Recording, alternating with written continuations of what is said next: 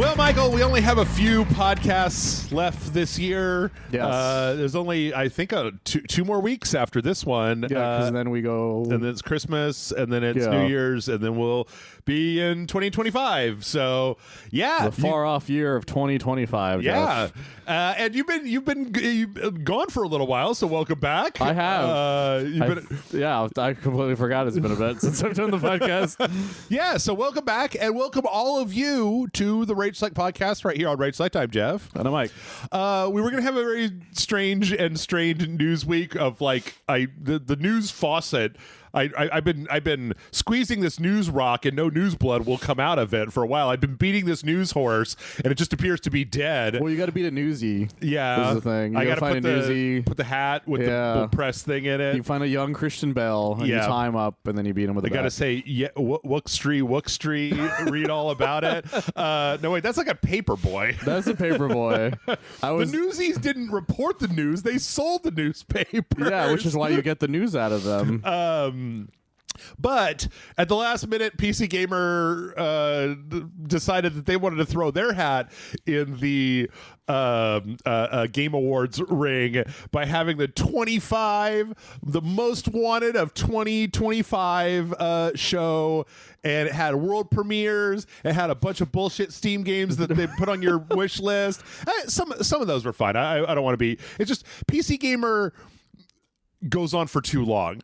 Like, you ever had a meal that's like a pretty good meal, but there's just so much of it, and when you get done, you're like, I shouldn't have done that. Like, that was too many tacos. Like, that's what I feel like every PC Gamer show is, too many tacos. It's PC Gamer doesn't know how to stop talking because with PlayStation and Xbox, they have a limited number of games that they can look at in general usually. Yeah. But PC Gamer is also just like looking at Steam going, which of these non-porno games should we say is worth looking at? Yeah. So we're going to go over it. We're going to go over it briefly. But before we get to that, Michael, I watched 2 movies this week. What'd you watch? I watched...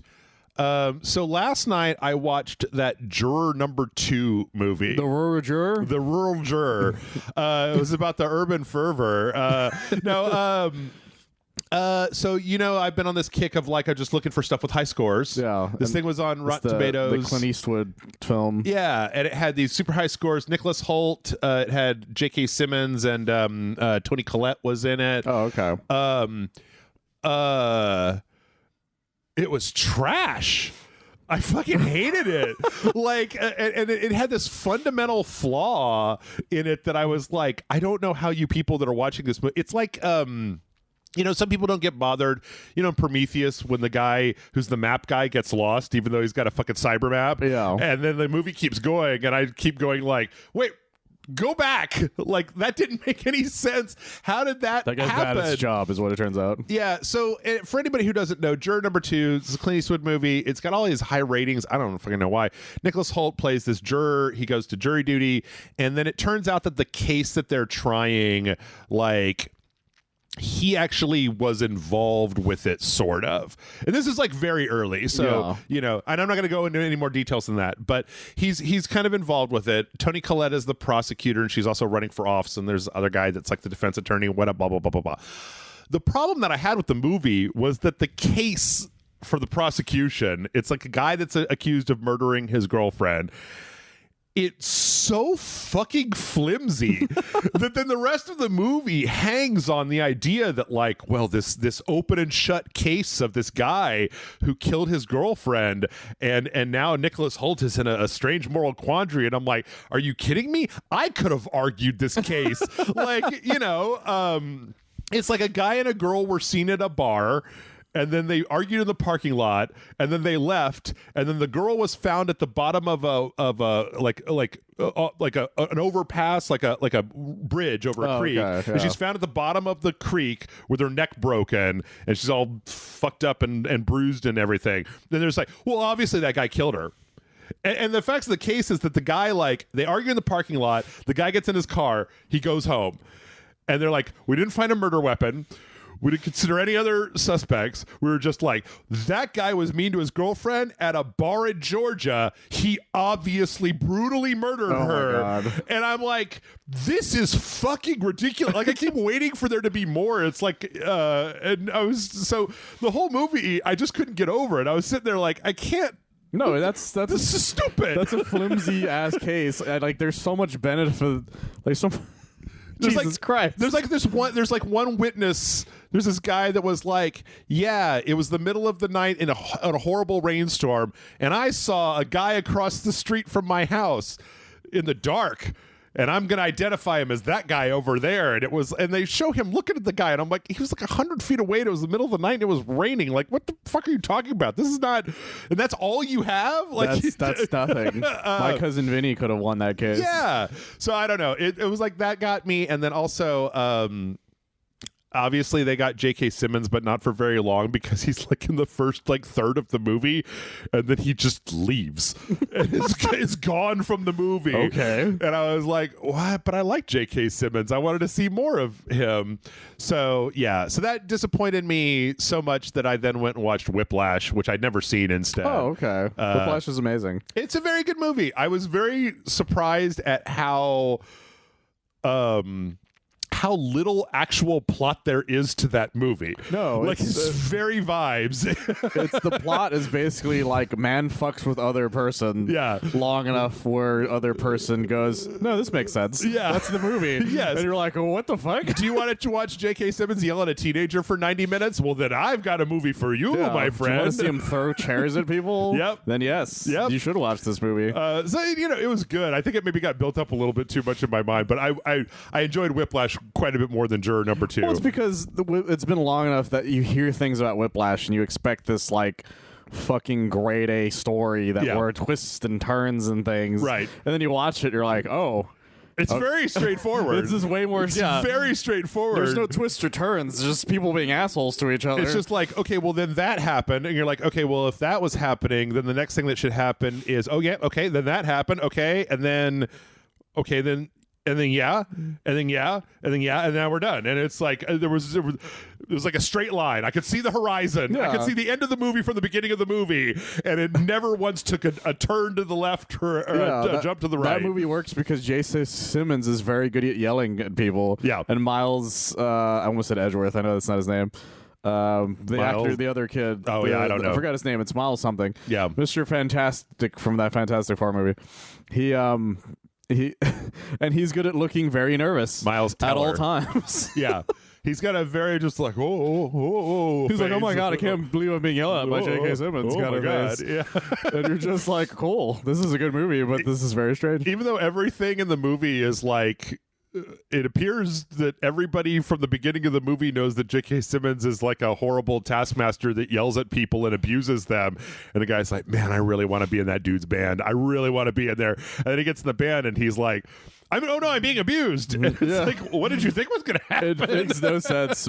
But the best thing that came out of Whiplash were the many parodies that happen afterwards. One of them is one of my favorite jokes in American Dad, where it's where Steve joins that clown class, and he's like, I heard he's the most strict guy ever. It's Roger, isn't it? And Roger comes in and he's dressed like he's got the black T-shirt. He's dressed like J.K. Simmons, but he's got clown face paint instead, and that's just the joke. I didn't get that because I'd never seen Whiplash, but anyway, now it's just so funny to me.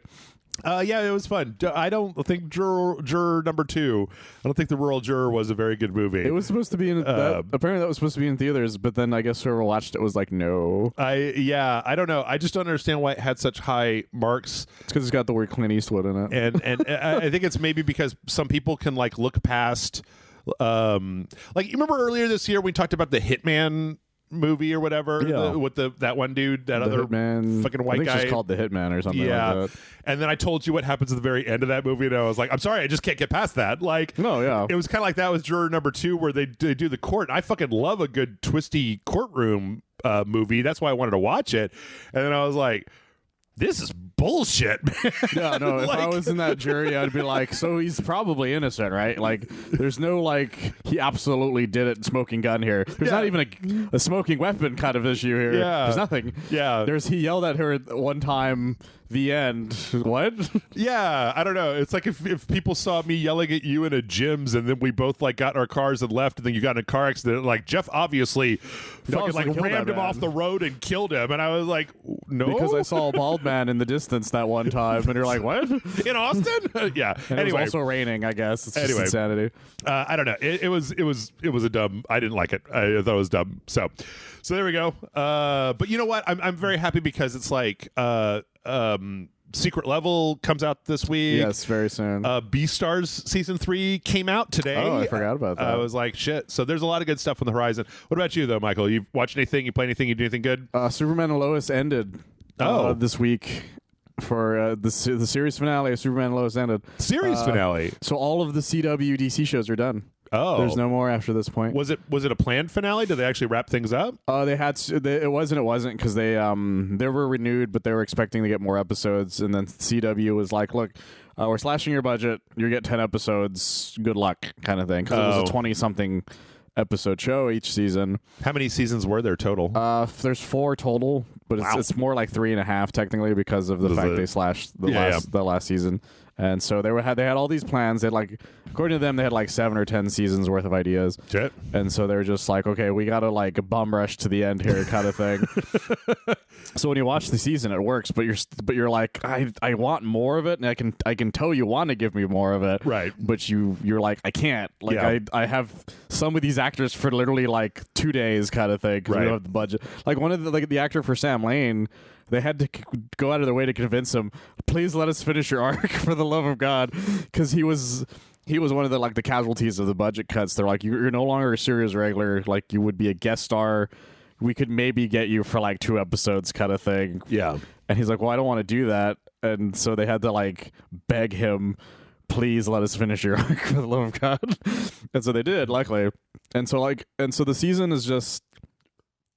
Sounds weird. It sounds like it's gonna be weird, right? Just strange, right? No, it felt strange, but it all worked still at the end of the day. Like they ended up doing a death and return story, but with like a lot of twists and turns and stuff, instead of just like the normal kind of idea. Because the season opens with him fighting Doomsday. Because Doomsday, they did some twist stuff with Doomsday, but they made it to where Lex Luthor made Doomsday out of Bizarro. Kind of thing. Okay. And so Superman, I've seen that before. So Superman dies in like literally the first episode. Okay. Like that's how the first episode ends, is he's fucking just dead. You got 10 episodes for Death and Return of Superman. Yeah, and so they come up with like a very interesting way of bringing him back, and then the story also focuses more on the boys. Yeah. His two kids, like, and learning to work together to sort of pick up the slack while he's gone. And then while Lex Luthor is like Lex Luthor is like trying to tear down the family and like Smallville itself to like fuck with Lois Lane. Sure. And so it's this great story of like it's probably the scariest Lex Luthor I've ever seen, just because he's not just like, I'm super conniving. He's just like, I'm gonna kill fucking everyone. Yeah. Not like I have a real estate scheme. He's like, no, I'm gonna make sure you lose everything and you will die as hard as fucking possible. He's a real psychopath. Yeah, and it's great. And the actor they got was really good for it. And then the show culminated in this really like sweet thing where like the first half of it was basically them wrapping up the main storyline. Yeah. And then the second half of it was just this really beautiful epilogue of like, and here's everything that happened afterwards. Like it's clear like they're like, okay, we have to like wrap up this world, right? Because we don't have time to like really sink our teeth the way we wanted to. And so it was wonderful. It was like here's the path, or here's the future.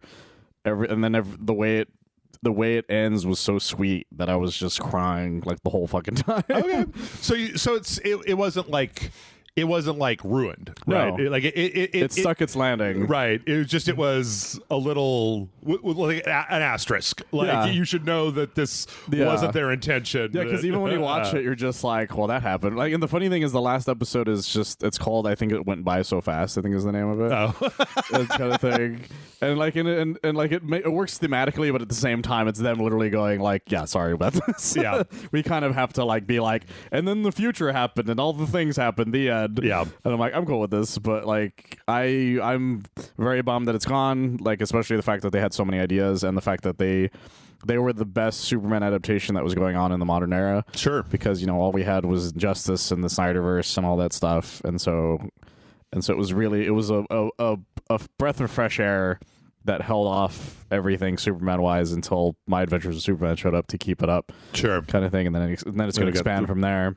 Got the James Gunn stuff coming up. But it's the end of the CW, the Arrowverse. It's the end of everything. It started with Smallville and it ended with Superman and Lois, and I think that's quite beautiful, to be honest. Yeah, it sounds all right. I don't know. Now that it's all done, maybe I'll go back and watch it. I watched the first episode or two, and I was like, this seems good, but I wasn't ready to commit to I'm going to watch this every week kind of thing. So yeah, there's the first 3 seasons are only on Max are the only ones on Max at the moment.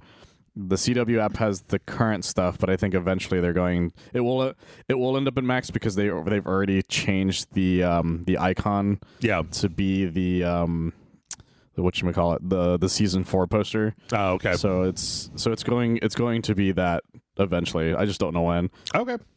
Well, I tell you what. Let's jump into this because the PC gaming show thing happened. There were a lot of trailers. This was divided into 3 things. They were doing the top 25 most anticipated games of 2025, and then they had some world premieres, weak world premieres, but world premieres, and then they had a bunch of something.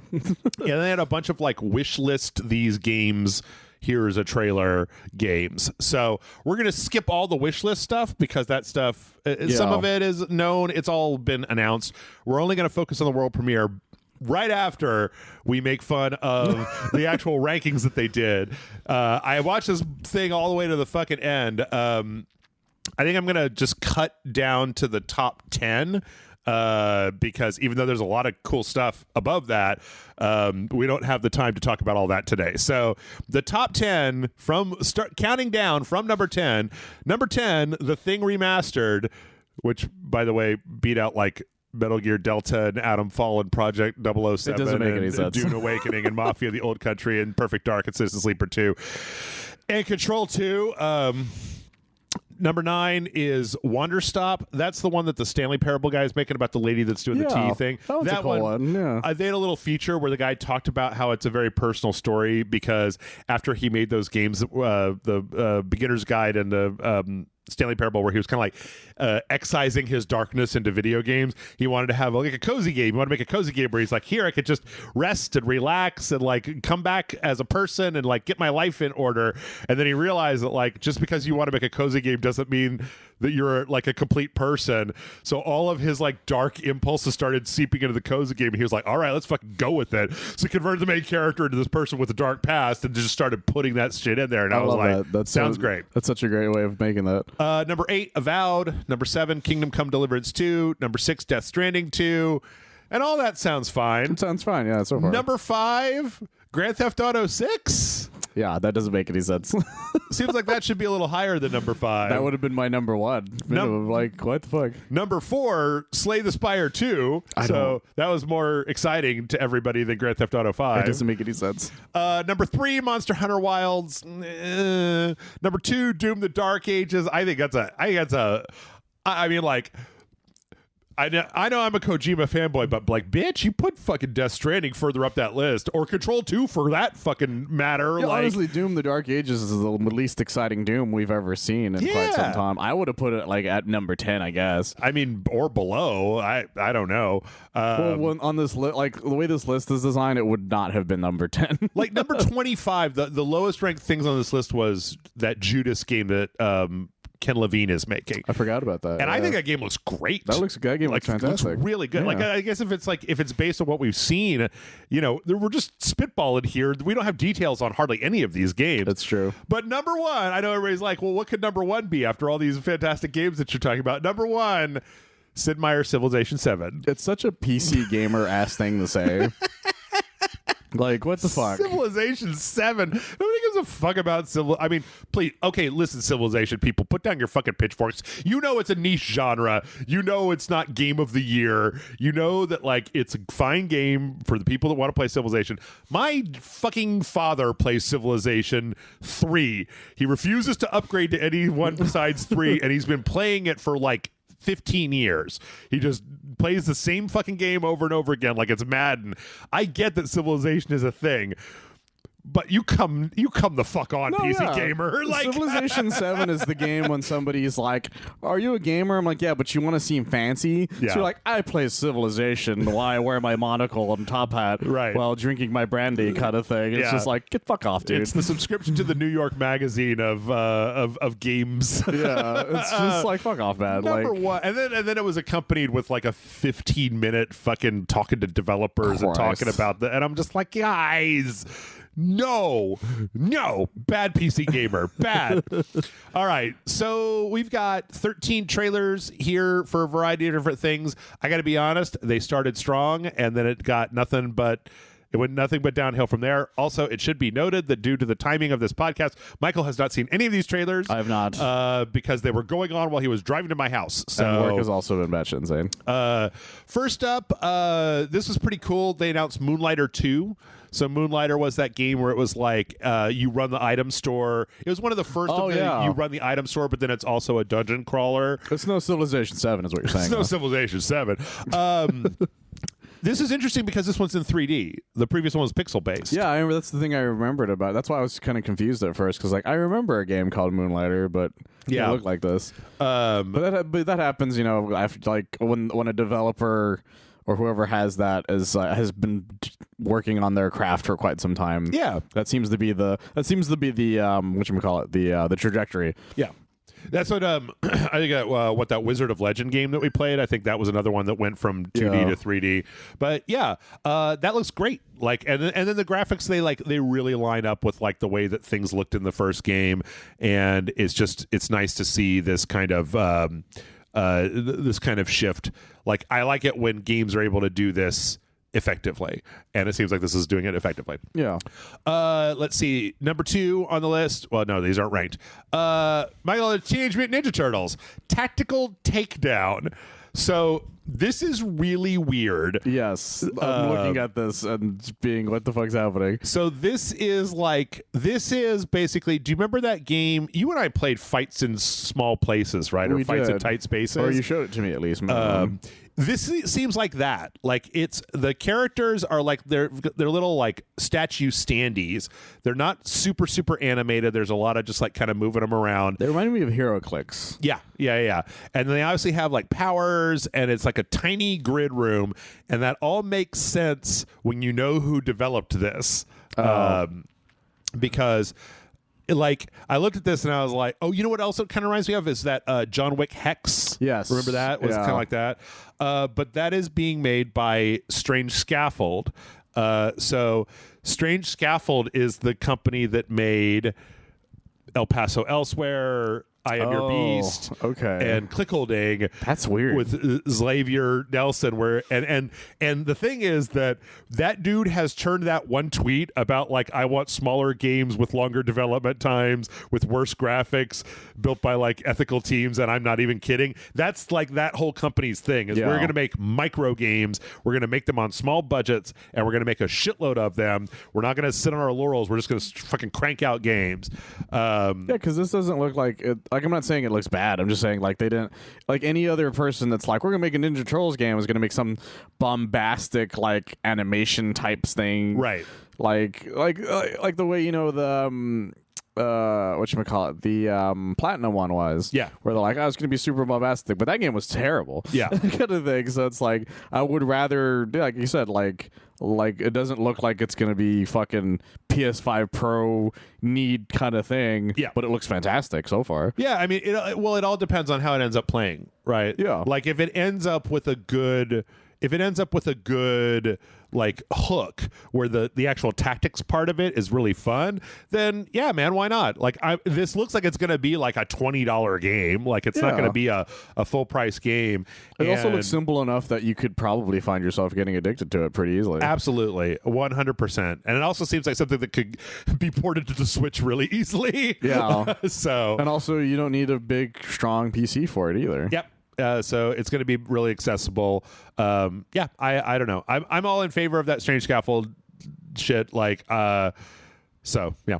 Let's see. From there, we got a reveal trailer for Soulmates, SOL mates, Huh. and this is like a 4-player. We're flying a spaceship, and everybody's doing little jobs. I haven't seen one of these in a while, to be honest. This used to be like all the rage for like a hot minute. Yeah, it kind of reminds me of there's an old game called Love on a Dangerous Space Time or something like that, where it was a ship game, but you had two people. It was a co-op game where two people had to play it. And this looks very. I mean, it's very what it is. Like, yeah, like so this was a dime a dozen for a hot minute. Like the last one we played was was it a space bus or some shit? It was one that looked a lot like this. Yeah, where you were on a space bus and you had to like split the jobs up for feeding the passengers and stuff. This one looks like it's got a little bit more like space combat and then like dealing with wreckage on your ship. But yeah, I do think that there's right now probably a bit of a niche for the co-op game, the co-op roguelike. This is going to be in every fucking streamer's thing for like a week. Yeah, yeah, I can guarantee you that. So, looks all right. Also, the guys, the characters kind of look a little bit like Fall Guys. They're a little bit. I can see that. Beanie. Yeah. They also remind me of. Have you ever read Oatmeal comics? Yeah. They have the dumb face look on their face. Yeah, if that makes sense. The kind of like two dots and a they're like adorable, but like also dumb looking. Let's see. There was a game called Spacecraft. This was I don't exactly know what this game is. It's like, the aliens came and destroyed everything and some of us got away and now we're like rebuilding civilization on another planet. All of the iconography and imagery for it looks really nice. But I don't think I know what the actual game is. Yeah. Like it could obviously be like a survival game. It could be a multiplayer survival game, or it could literally be like you see the like a top-down management sim. Yeah. Like the way there's a lot of little ships and stuff. I wouldn't be surprised if that isn't what this is. Yeah. It's also got some Satisfactory vibes to it. Like just the characters and the building stuff and the little drones taking stuff. So I don't know what that is, but it's gonna be the Titan AE game everybody's always wanted. It's gonna have Creed on the soundtrack. Nobody knows what Titan AE is. Yeah, I don't. It says it's a exploration and crafting game. All right, that could go either way then. So I don't know. It's a good question. It could be like that game that we played. Recently? Who is this? Oh, okay. So the company that made it, Shiro Games, they made like War Tales and Dune Spice Wars and a game called Darksburg that I haven't heard of and Northgard. So they're very like strategy, top-down focus. So I've never heard of half of these fucking games. Evoland. I know Evoland. Evoland is those were cool. Those were the ones where like it was like a Zelda game, but you would go to different time periods of gaming, so you go from 8-bit to 16-bit. Yeah, I forgot about that. Then back to 3D and stuff. Okay, I didn't even know they made a second one. Dark Tales was actually really well received, even though we didn't play it because it was one of those like. You said Darksburg? Was it Darksburg? Yeah, it's a Darksburg. Oh, okay. I think you got DuckTales and Darksburg fused together because you said Darkstales. DarkTales. Woohoo! Yeah. Yeah. War Tales.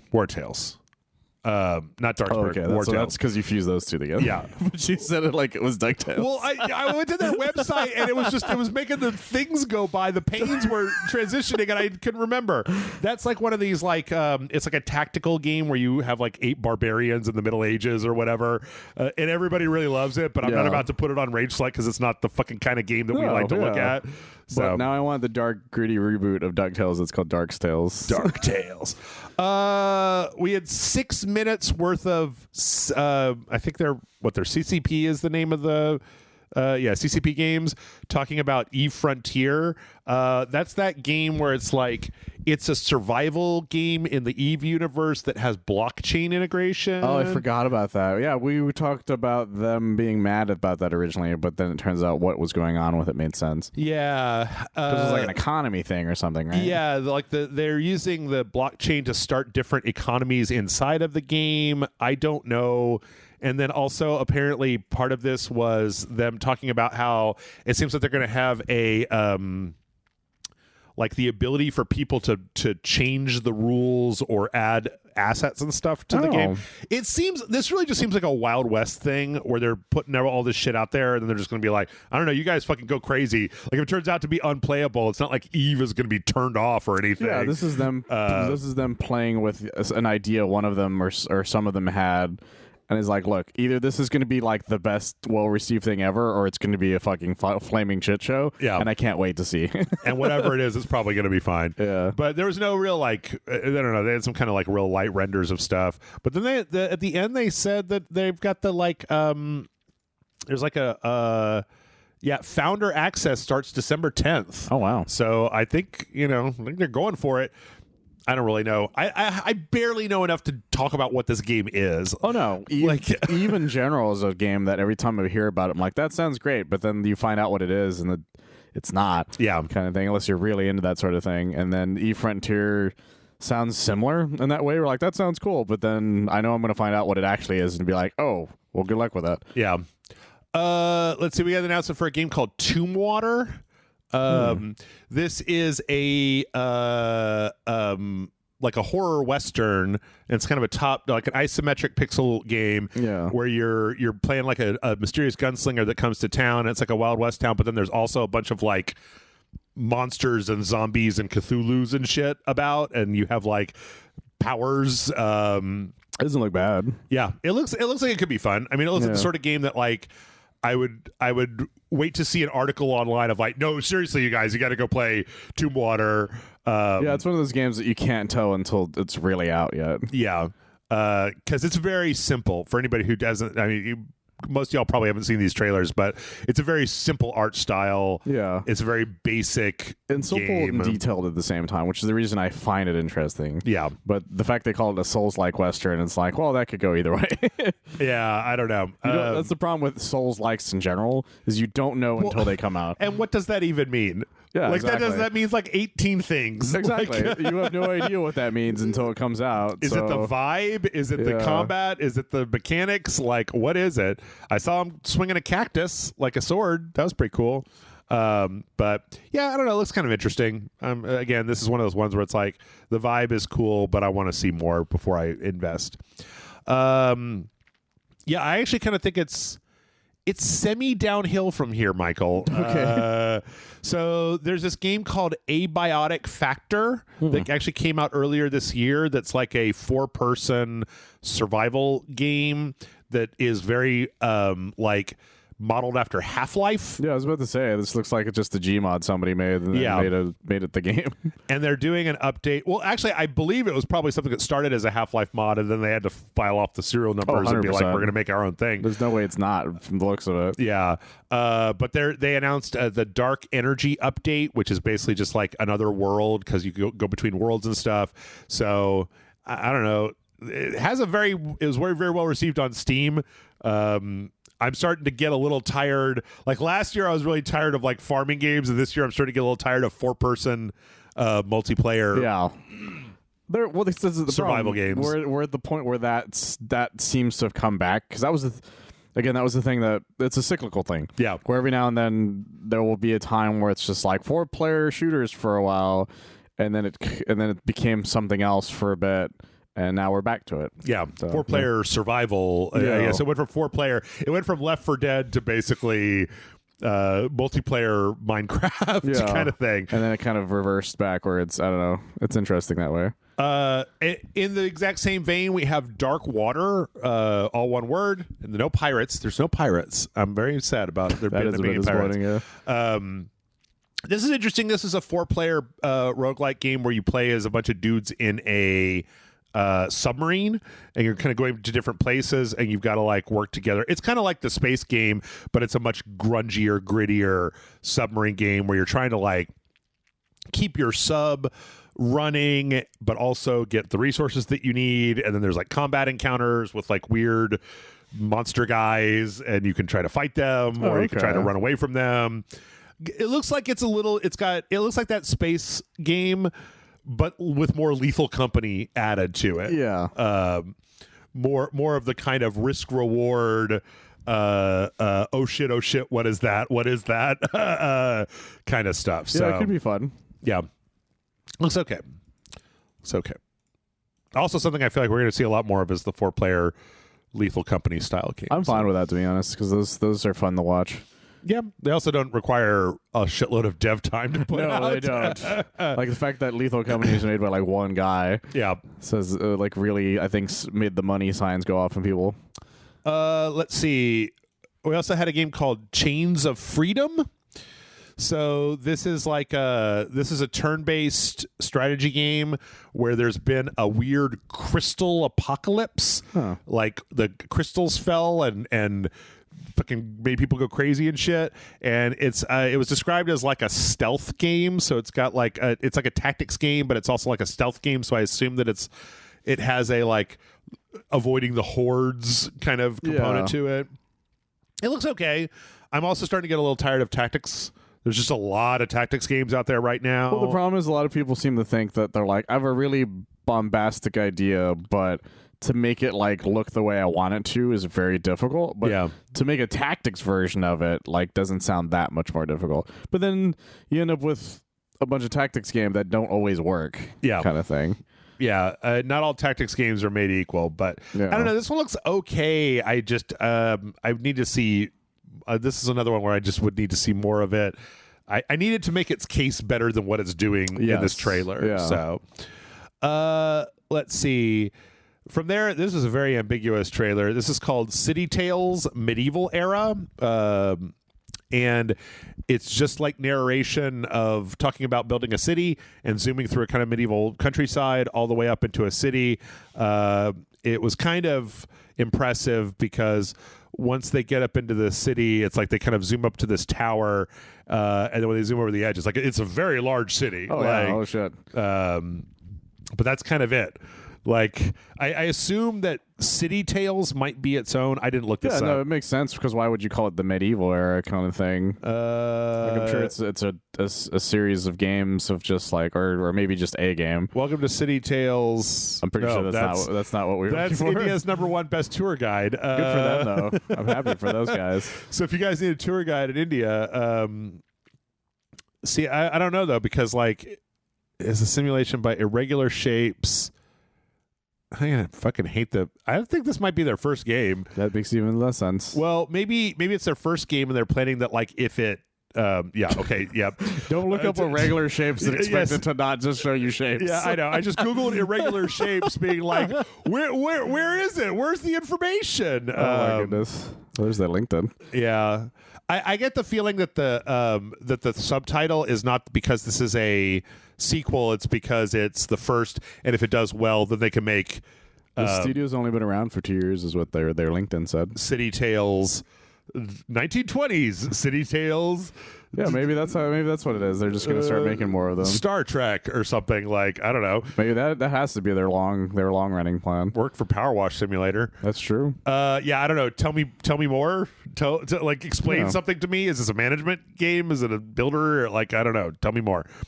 Okay, I'll tell you one that you don't have to tell me more about because, Mike, I'm going to show you this trailer. This trailer is instantly going to tell you everything that you need to know. The name of this game will tell you everything you need to know. It's called Drivers of the Apocalypse, and it is just fucking Mad Max Fury Road. Like, I have no qualms with this. It is just that, and the trailer shows the main character fucking wingsuiting to a zip line and then taking over a car like they're playing that one PSP game, Pursuit Force, and then just fucking like blowing shit up. There's like a sandstorm. There's 100 cars that are all exploding. It's basically like the idea of somebody was like, wait, was there a Mad Max Fury Road video game? What was it, an open world RPG? What about just like cars exploded and you jump between them? You know, the part that everybody likes from Fury Road?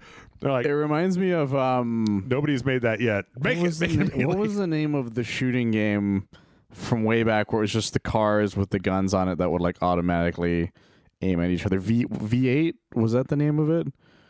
Oh, well, there's It was Interstate 76, but I don't think that's what you're talking about. No, I think it was called either V8 or Vigilante 8 or some shit like that. I can't remember. Vigilante 8, I believe. Was that the name of it? I think that's what you're talking about. It reminds me of that because of the way the guns are working, because you're auto aiming at things. Yeah. And I'm always surprised there weren't more car shooting games that like that after that came out. What I really like about this is the obvious mechanic where you can jump out of the car before it explodes and then use a drone to Spider-Man swing into a wingsuit jacking of another car. Like, it looks really fucking fun. That's the thing. This is the only one you've shown me where I'm like, okay, this just looks like it could be a fun time. Yeah. And also, I don't know if the name of, there's two things at the bottom. I don't know if the name of the developer is Dinosaurs Are Better, but if it is, that's just another point in the win column. 100%. That and the other one's just bonus stage. So either one of those is a great fucking name. Yeah. This looks great. I think it looks wonderful. There was another game that was kind of like this that came out, I think, earlier this year or last year that was like more of a pixel-based one. It looked like a PS1 game. Oh, okay. And I wasn't that interested in this.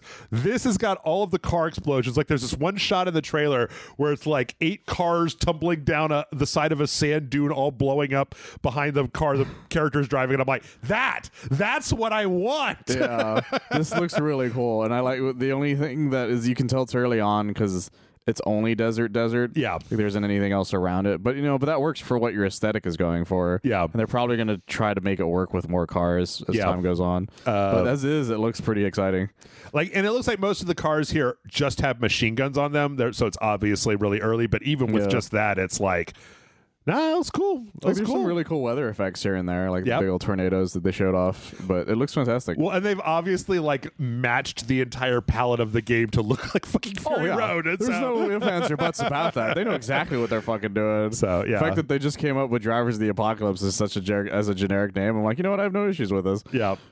And then the last world premiere was this game called Rise of Fianna, and I didn't really understand what this is. It was like a bunch of Valkyrie kind of ladies like running around, kind of an RPG thing.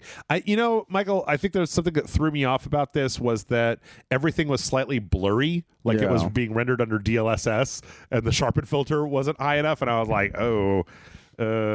gross. Yeah, right there. Like just yeah, like it looks like it's running badly. Yeah, kind of thing. Yeah, you see it the most in that last hit there. Yeah. But you know what? They do have a werewolf with boobs, so yeah, they could go either way. I don't know. I don't know what's going on. It was just, sometimes the trailers, they get too in their own lore and they're just like, for thousands of years, the fucking Fianna have safeguarded the world tree. And you're like, this tells me nothing about how this video game operates. That is the funny thing about some of them is that the guy's so excited about his world. They're like, yeah, but how does the game play? Oh, it's obviously a tactics game. Yeah, I just still though, like, well, what else? Like, what else? Like, how does that also? Because there's also moments where it looks almost like a Diablo thing when they're above each other. I bet it's just you're running around in the world and then you get into turn-based combat, kind of Baldur's Gate, style. So okay, that makes some sense, I guess. Yeah, and that was the PC gaming thing. It was very don't get me wrong, there were way more put this on your wish list games, and there were a few in there that were like legit cool. In fact, let me see. You didn't get to see any of them, but let me hold on. Let me just reopen this real fast. Some of these were things that we've seen before, like that Cairn game or the Legend of Babu, which was the one that had the big dog with the human eyes. Yeah, that was a weird one. Yeah, or like Orcs Must Die. But there was also there was some cool stuff in there too. Like there was this one at the end that was called like Spine Foo, and it was like a top-down kind of like a lot of different camera angles of this kind of like gun kata, kind of Hotline Miami looking kind of thing that was pretty cool looking with a sci-fi aesthetic. So there was other stuff in there that was pretty cool. Then you had stuff like the Altars, which we've already seen, or Let's Build a Dungeon, or the Finals. Like a lot of this was stuff that we'd already seen. So that's one thing I'll give them credit for is they try to like bring out more games for people to look into, because the PC gaming world is much different. Yeah. And so it's one of the reasons why I don't always give them shit for what they end up doing when it comes to that sort of thing. Yeah. But you guys got to understand, you're just not funny. That's all I have to say. Well, they're a real quantity over quality thing. Well, I tell you what, let's wrap it up. We've got a few minutes left here, so let's wrap it up by just getting into some of the other news. It should tell you guys something that the main story that I had on my news this week before this happened was Sony's 30th anniversary PlayStation video that they put out. It is a pretty fun video. It was a pretty fun video. I like the fact that like they were actually doing something. I did, though. I wanted to point out that I remembered this, where they're showing all of these different games, and they have this one point where they show Aloy, and her hair is rendered wrong. Like she goes to get up out of bed, and her hair flips up, and I'm like, you guys couldn't have done a different take or a different, like, was that a bug? You got to show the realism of gaming, Jeff. Right. So yeah, they just show, they just show a lot of like they show a lot of modern PlayStation games. Yes, they didn't show a lot of older. Nothing below. I think the oldest game on here is Bloodborne. is PS3 Bloodborne. A lot of the one with the dog cat owl. Yeah, thing. But that was also a PS4 game. Was that PS4? Yeah, because it was delayed for a long time. Oh, it eventually came out on PS4. Okay. Well, yeah, sure. There's one. Uncharted 3. Yeah, Nathan Drake. That's the oldest one. So yeah, I don't know. It was a fun little montage. It was saying it's all about, and then they would have different things as they showed different, things. What the fuck game was that? I was always curious. Is that Destiny? I can't tell what game that is. I don't. Oh, it is Destiny. Oh, it is Destiny. Yeah, I saw the ghost. There. Okay. Yeah. But yeah, they show Final Fantasy, and they show Resident Evil, and they show. I thought that was a really good hit of showing the zombie turning from the original Resident Evil and then cutting to Lady Dimitrescu in 8, where it's just like so far. Like it shows how different things are. They did the same with Final Fantasy 7, which I thought was really cool. Yeah, and I like this Tomb Raider shot too. Yeah, like there's some that are like this is a celebration, but there's some you're like, what do you have other games you could show off here, guys? Yeah. But I don't know. There's a lot of these games. It bums me out because a lot of these games are like Infamous. That's probably the oldest thing on the. That might be the oldest one on the list. Well, there's the Twisted Metal. Oh no, Parappa. That's older. But the problem is, I'm just bummed because a lot of these games aren't like easy to play still. Yeah. But I'm just the PlayStation's been around for a very long time now. So yeah. And so it was a nice little video. Like if you have a PlayStation, it's nice. Like I wish more companies would do stuff like this. Like, well, yeah, it's like gaming is such a wonderful thing, and I'm happy that PlayStation's remembering that they can make money off of this, and so they can monetize my heartstrings. And so they're like, "Here's the 30th anniversary sale." And I'm like, "Yeah, I'll buy some stuff." Dude, I wish Nintendo would do that shit because those motherfuckers have their hands on my childhood. Yeah. Like they could make a video like this that would have me fucking on the floor, try not to cry real hard. And if they're like, "Hey, everything's like 20% off," they'd make bank right away. Because there was a huge sale to go along with this. So, but with that, we're gonna go ahead. The other thing, I don't know if that's not part of your story. Yeah. We're already. I miscalculated. We should have taken a break after stopping the other one. Yeah. So we're gonna take a break. We got more stuff to talk about with this PlayStation 30th anniversary, but we'll be back in just a minute. Stick around.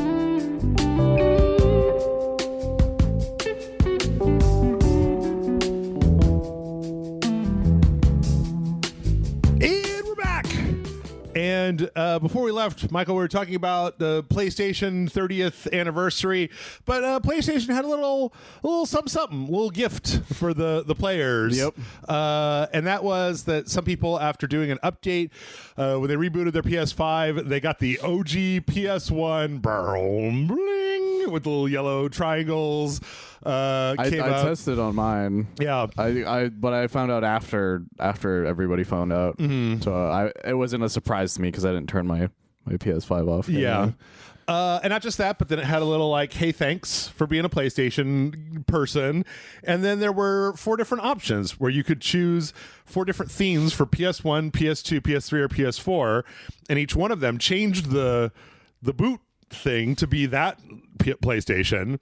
No, I don't think it did because I tried that and it didn't do it on mine at least. Did it not? I tried. I thought it but did. It must have been an early thing. Oh, okay. What it did do though is it changed the menu sounds to the way the menu was in the. Oh, it's hooked up.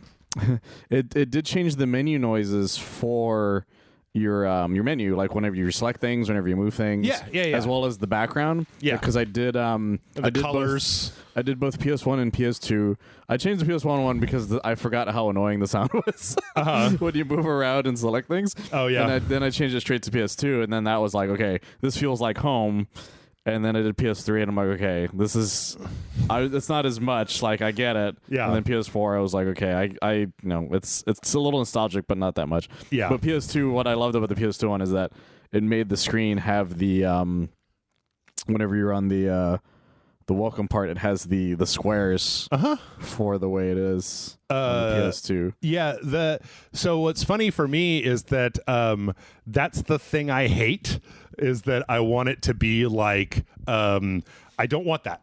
I don't want just a bunch of PlayStation garbage at the top of my screen. Like it is the only annoying thing from it. I mostly I could deal with the colors and the sounds, but I don't want the crap at the top of my screen. So no, the sounds are great. I haven't changed it at all since then. Yeah. But like that was the reason, was because like I said, the PS3 one isn't.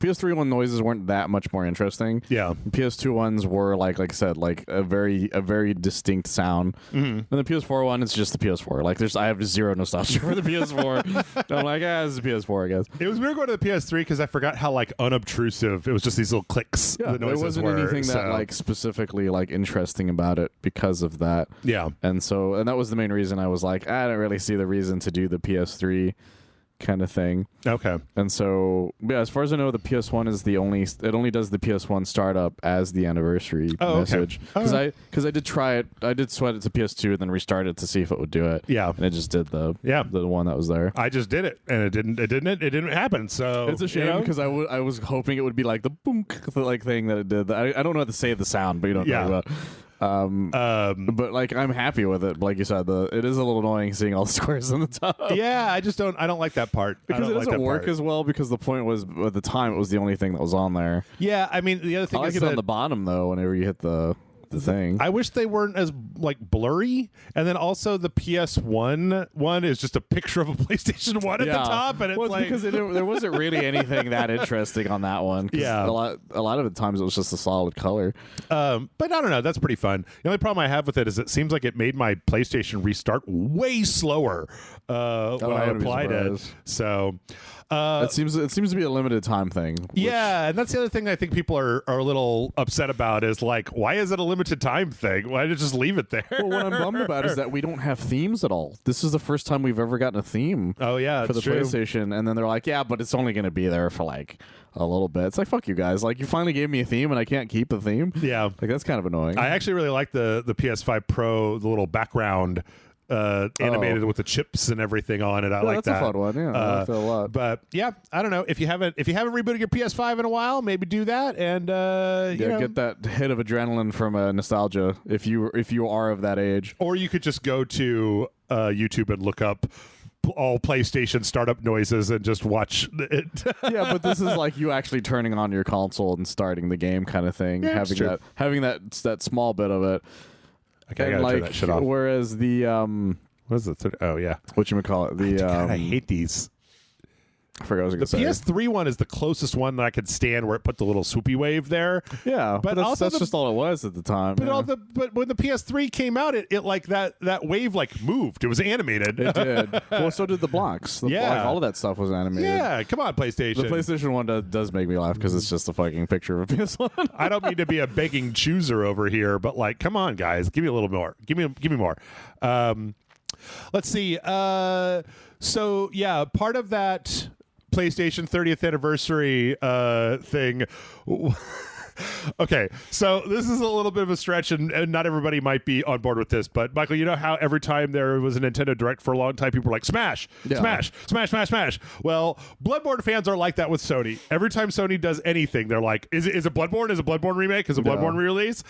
And in that 30th anniversary thing, they had like this, it's about blank, and then they had different words that came up for the different games that they showed. Yeah. And for Bloodborne, it was the last one, like you said. It said it's about persistence, and everybody was like, "Oh, our persistence has been rewarded." That's a challenge. You're challenging me, aren't you?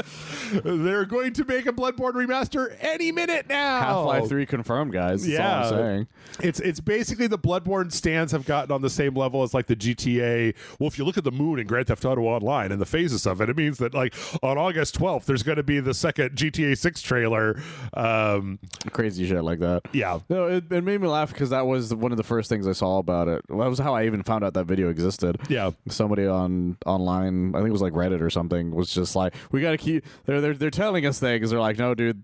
They're just saying that like the Souls games are like that, and Bloodborne's the one that they have. That's only theirs. Yep. So they're just like, it's about persistence, persistently getting better at this game. Except for Demon Souls, and they showed that too. So. Oh yeah, but that was Bloodborne was like their big one kind of thing, and which I'm very happy with. I'm happy that they acknowledge Bloodborne exists, but I get why everybody's just like, for the love of God, give me a very fancy version of Bloodborne. You know what? But I don't know if they're I don't know if they're going to do it. 2, I'm worried they will do it, but fuck up the entire thing. But honestly, what I would want is a sequel. All I want is a 60 frames per second patch for Bloodborne. That's all I want is a 60 FPS patch. But there's a problem there because there have been emulators where they've bumped it up to 60, and it's one of those games where the timing of the frame rate actually changes the way the game works. So like the damage triples if you double the frame rate type of thing. Because the motions of their attacks were based on that. Yeah. So it's like, oh, fuck. Yeah. But I don't know. Working on it for years, right? Trying to make it work that correctly. There's still teams that are working on it right now. There's one that's working on it as we speak. Top men are working on it. Top men. Well, speaking of From Software, actually, there was an interview with, it was the PlayStation Partner Awards in Japan, and there was an interview with Miyazaki when they were asked about Elden Ring 2. And Miyazaki said, quote, "We're not really considering development such as an Elden Ring 2. In some form in the he said that they may consider going back to it at some form in the future." That means they're gonna make platformers. Super Mario Elden Ring is what we called. Well, the interesting thing is that FromSoft has multiple projects in development right now. Yes. I really want one of them to be the Armored Core 6 Redux, like they've done with all the previous Armored Cores. That's right, yeah. Because they've made 2 of every entry in the Armored Core franchise, and they made 6, and I want... They always give it a very fancy name, too. Yep. Like 5s was for answer, or no, 4 was for answer. Yep. So maybe, what would you think they would call 6? Like, because it's usually based on, like, the letters or something. The Roman numerals, yeah. This was Victory, I think, for 5. Verdict Day. Yeah. Okay. It was Armored Core 4, Armored Core 4 Answer. That was the first Armored Core game that Miyazaki worked on, and strangely, it had gigantic bosses that took a long time to kill. Who knows what would have happened?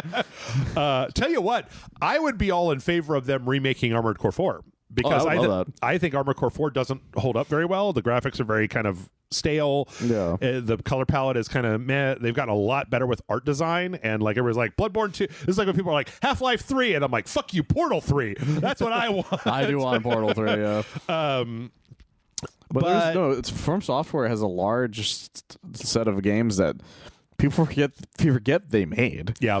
Like, everybody just thinks of them as the Souls guys. And like, you're right. I would love to see what they do if they make an Armored Core 6 Edu or whatever they call it. I don't know what they would call it. Victory. Base of 6. Victorious. Armored Core 6 Sinister Victorious. 6. I don't know. VI. You got a lot of VI words in the world. You just got to make it work. Yeah, I mean, I think that one of those is probably a new Dark Souls game. I really do. Like, I just, because they probably don't want to make Elden Ring, but it probably takes a lot less time to make a directed Souls game than it does. No, yeah. Even though Miyazaki seems like he's not really super interested in that. I'm a little torn on Bloodborne 2 just because I've seen what happened with the Souls franchise and how they kept having to stretch that lore until it kind of became bleh. Like, I think Dark Souls 3 story is a little bit. Honestly, just make an original one. Like, do something. Make another even different world than just those two. I'm putting my chips into the like Dark Horse category. Like, if it comes to sequels, I'd love to see another Armored Core 6, but I'd love to see Shadow Tower 3. Okay. Kingsfield 8, 7, whichever the Kingsfields are at, or Otogi reboot. Well, I've made it known my feelings are in the Metal Wolf Chaos 2. Yep. Camp. So that's my Dark Horse candidate. What if Armored Core 6 is also Metal Wolf Chaos 2? Armored Core 7 is now the Metal Wolf Chaos. The return of Richard. Return! God. I feel like you and I are the only ones who know about screaming Pretty Richard. Pretty much. I love that fucking game. I need to go back to that one. Yeah. Let's see. Speaking of games that are not getting any updates moving forward, Foam Stars has now been officially is officially over. Is it over? So here's the deal. I just got a tweet about it. From not a tweet, a message from my friend about it. Yeah. So I can tell you. Yeah.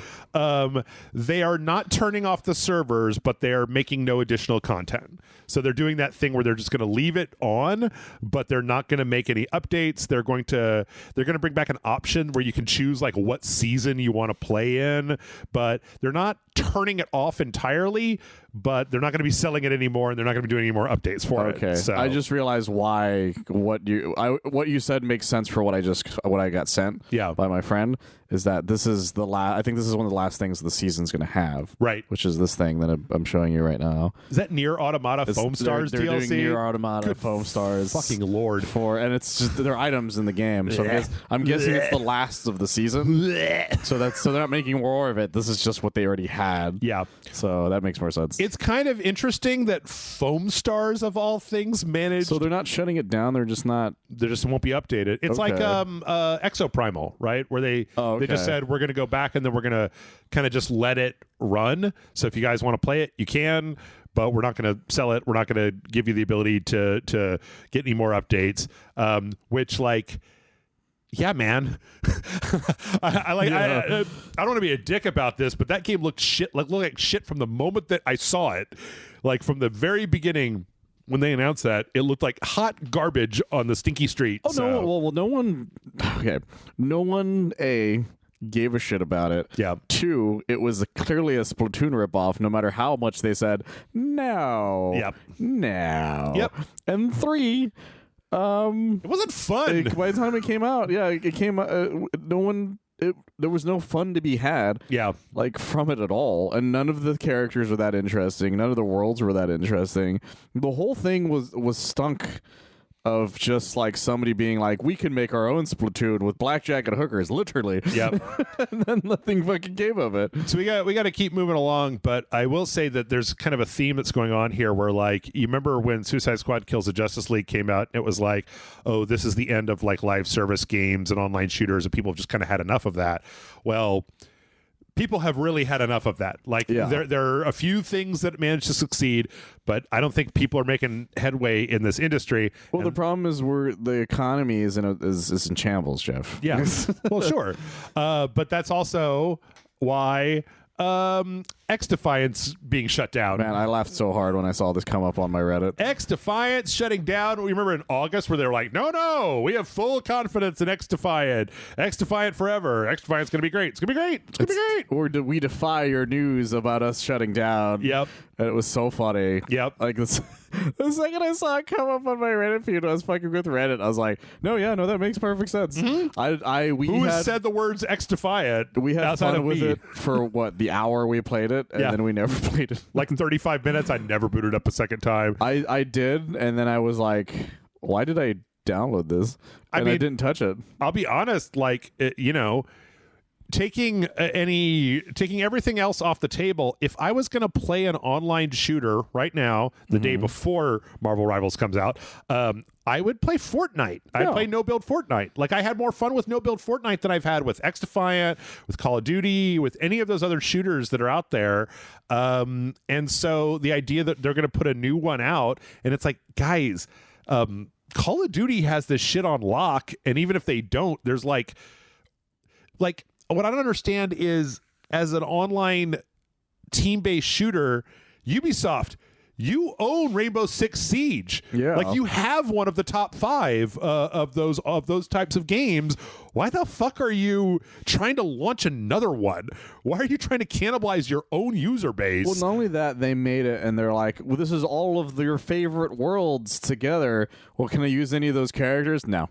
They're all like the most generic version of those characters. They're the Sam's Choice versions of your they're your the favorite Kirkland brand Splinter Cell yeah, operatives. They're the Hill Country Fair Splinter Cell watchdog people. Nobody understands that. What?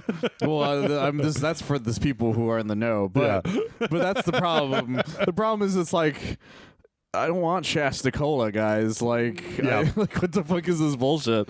And then the worst part was that, like, even if you unlocked an outfit for a character you didn't have, you had to still unlock the goddamn character. Yep.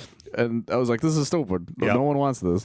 Unfortunately, this has also come with the news that the entire studio in San Francisco that is making this has been shut down, as well as Ubisoft Osaka, which I didn't even realize was a fucking thing.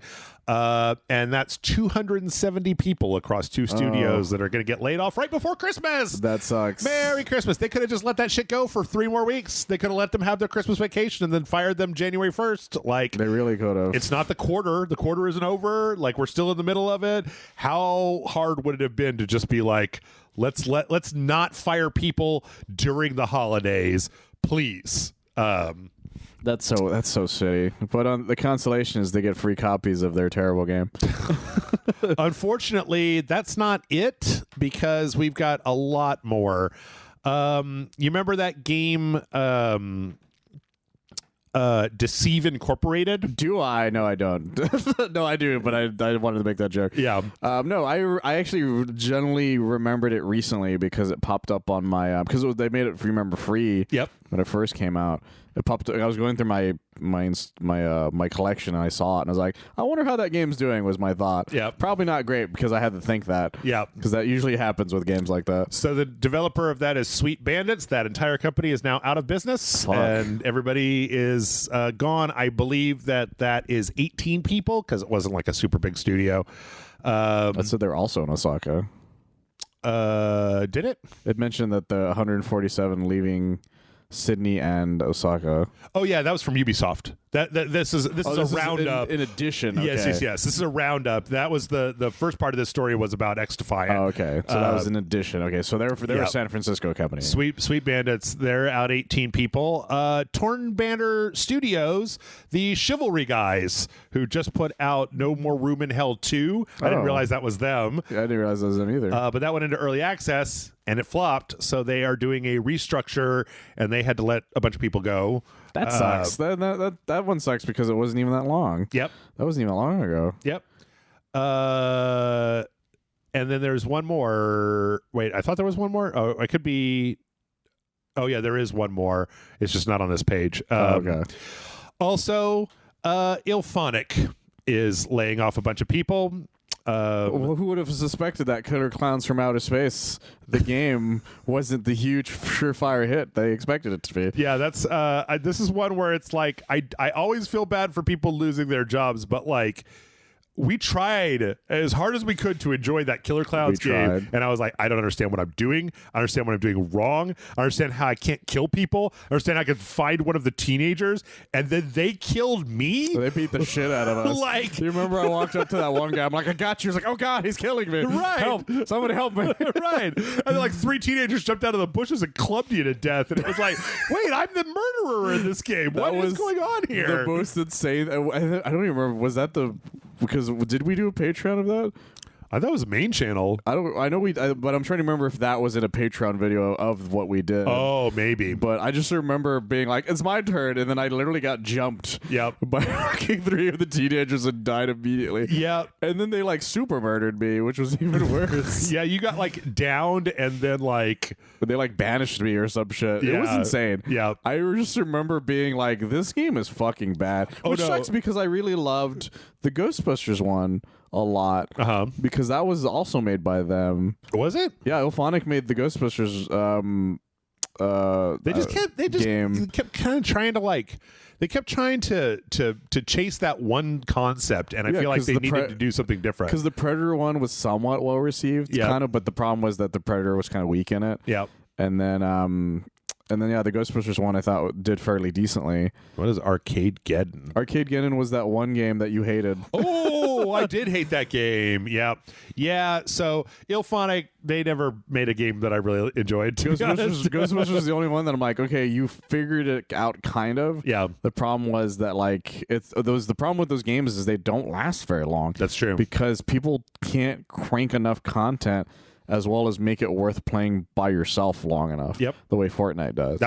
Only Epic seems to be able to crank stuff out so fast, and I think it's because they got so far ahead that they're probably like 2 seasons ahead in doing stuff. Yeah, one is that they started it or not started. One is they perfected it, in my opinion, and 2 is they got sponsors. Like, they got all away. the deals. They got a lot of deals really ahead of time, so they didn't have to fight for like deals. People came up to them being like, "Hey, you want John Wick?" And they're like, "Do we?"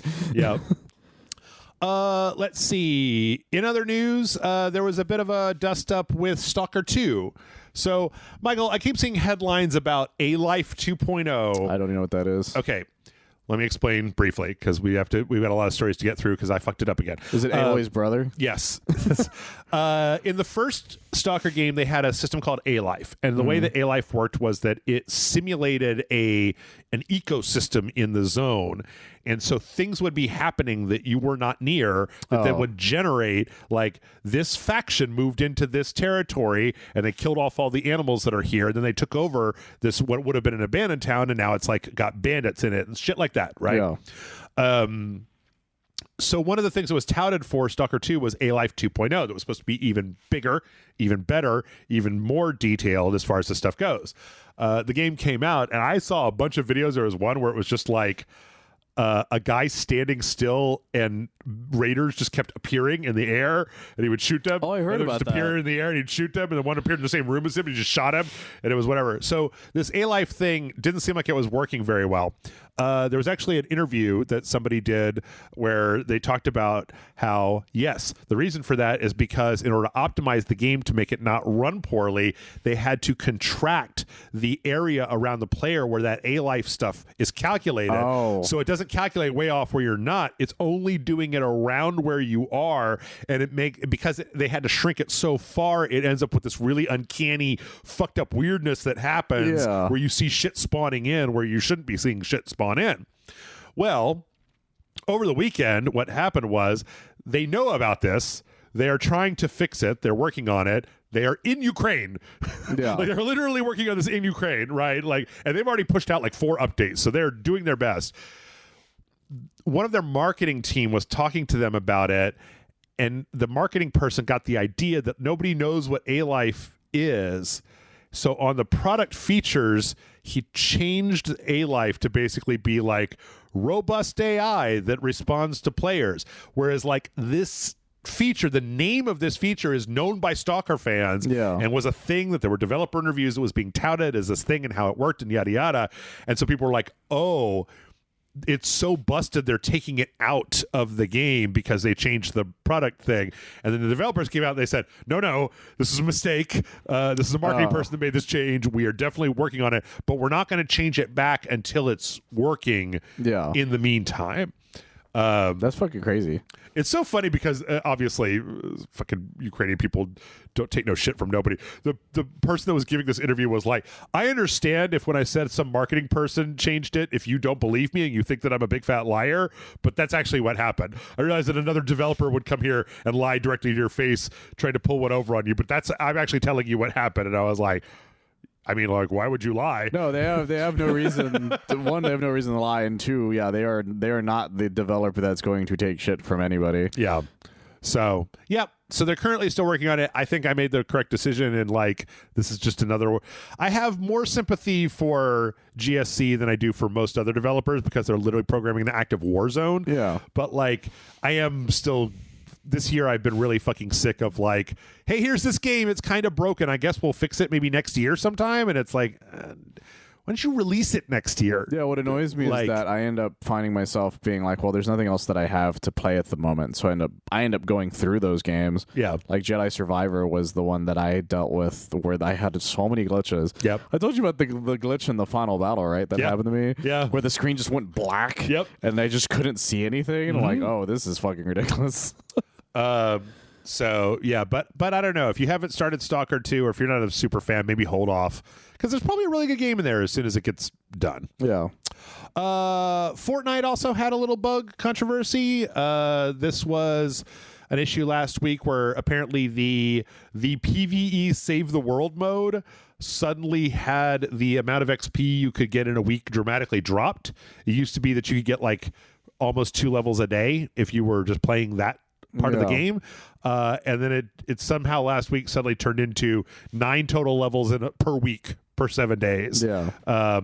This was then called out by Epic, and as of now is totally fixed and was just a bug. But people were like, oh, they're trying to push people into doing the battle pass, blah blah blah. And they were like, because there has been a controversy with the battle pass where now like the daily rewards are split between Fortnite, the racing, and the band and the Lego. Oh, I did hear about that, yeah. And so, like, it's harder to get just like a big boost of XP once a day if you're only interested in one of those modes. Yeah. But this turned out to just be a bug. So yeah, good for them, I think. Yeah. Let's see.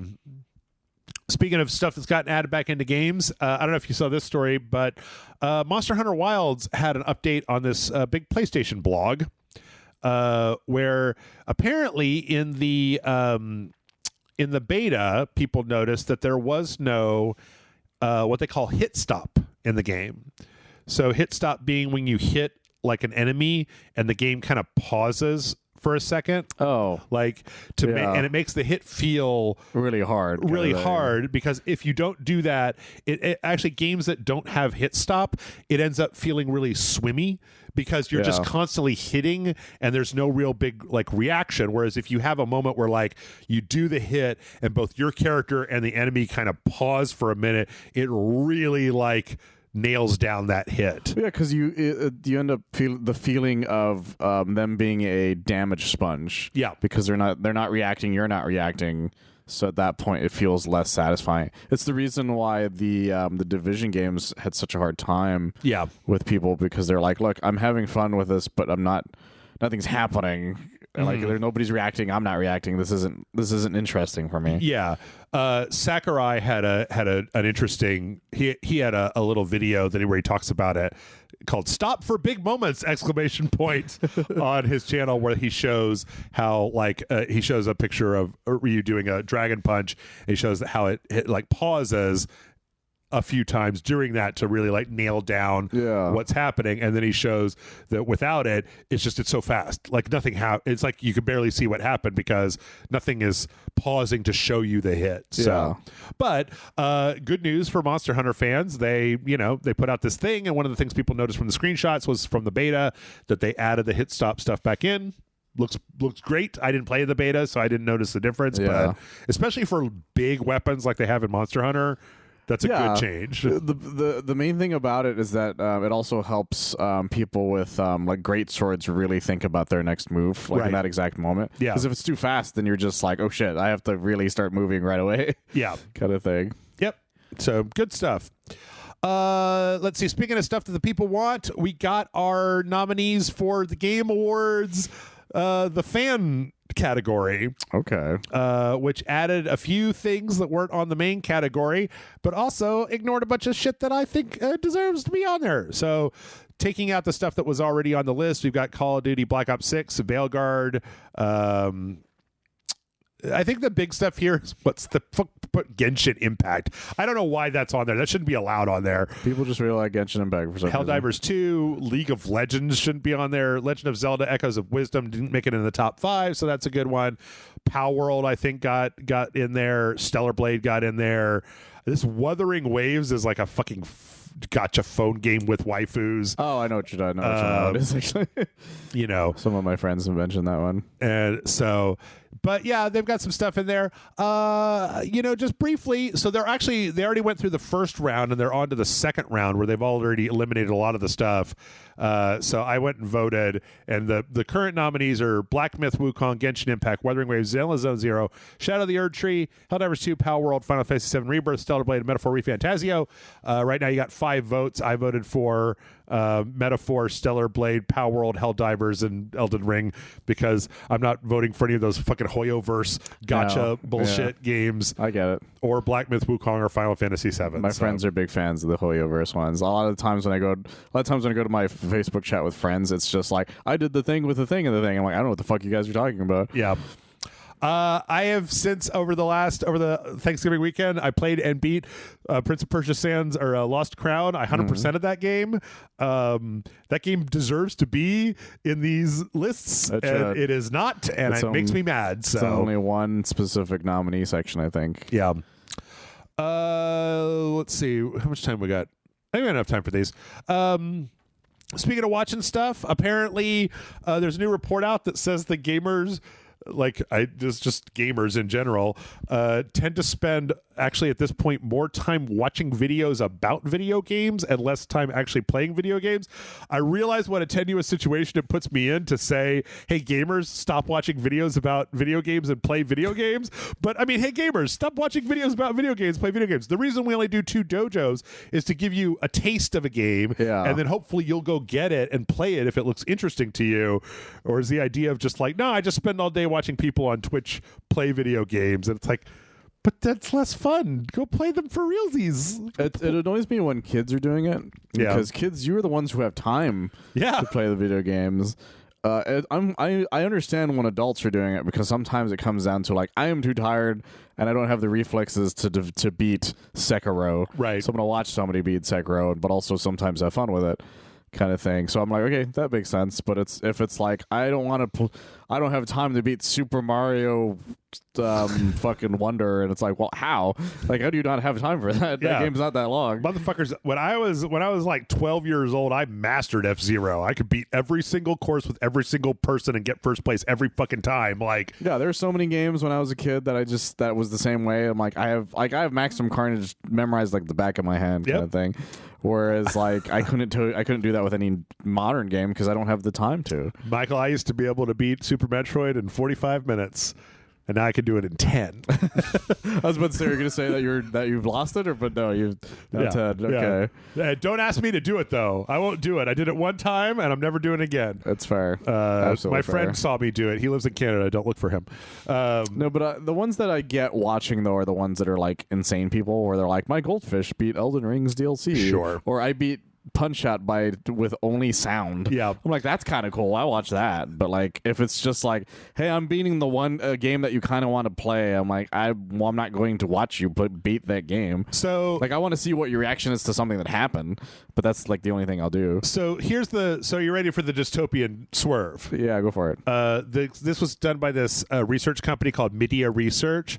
So their conclusion was that game developers and publishers need to put their own videos inside of games, because why are you letting your audience that wants to watch videos about video games leave your game to go elsewhere? So you need to start shoving videos for the people who want a more passive video game experience inside of your games. And I'm like, I don't know if you guys know how that works or what that means. I have a game for you. It's called Quantum Break. Go play Quantum Break if you really want that. Yeah, because by God, that game did exactly what they're saying. I think this is one of those stupid things where it's like, you don't understand why people are watching.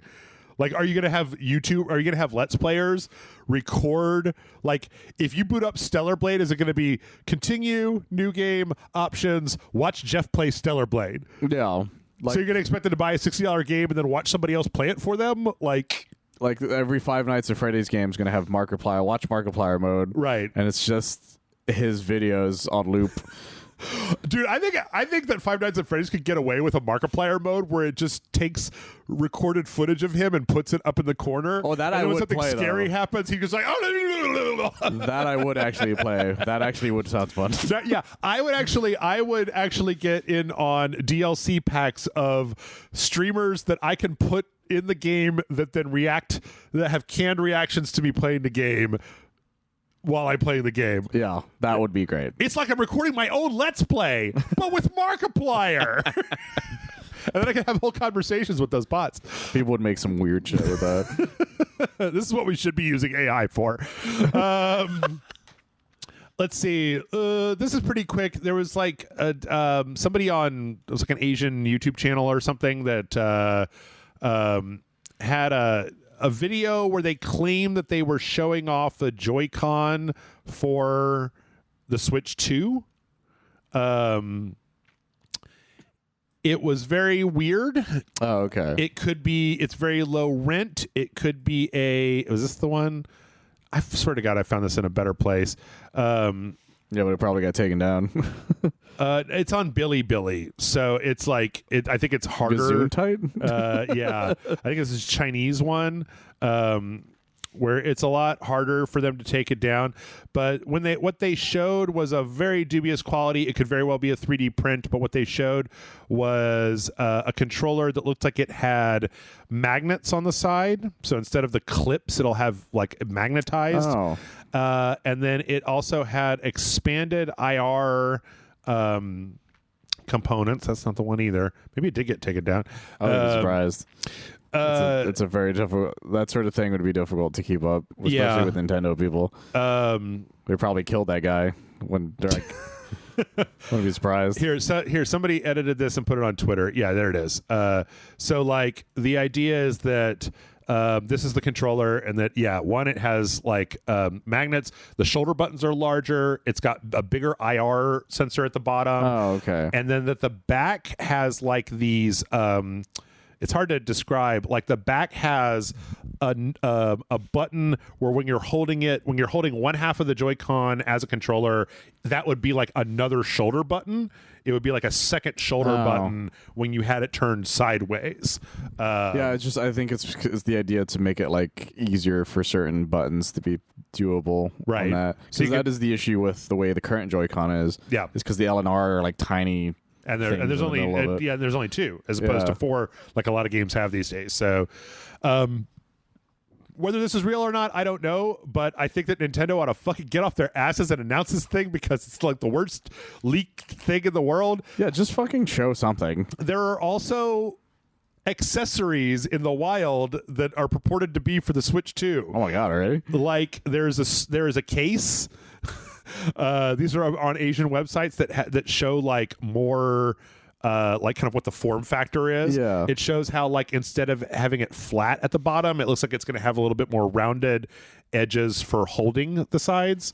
It also seems like, because you remember that video you showed, it had like a trigger. The buttons were more like trigger-like. Yeah. Than the current ones, which are just they had pull on them. Yeah. And so that's going to be. I think that's part of it too. Yeah.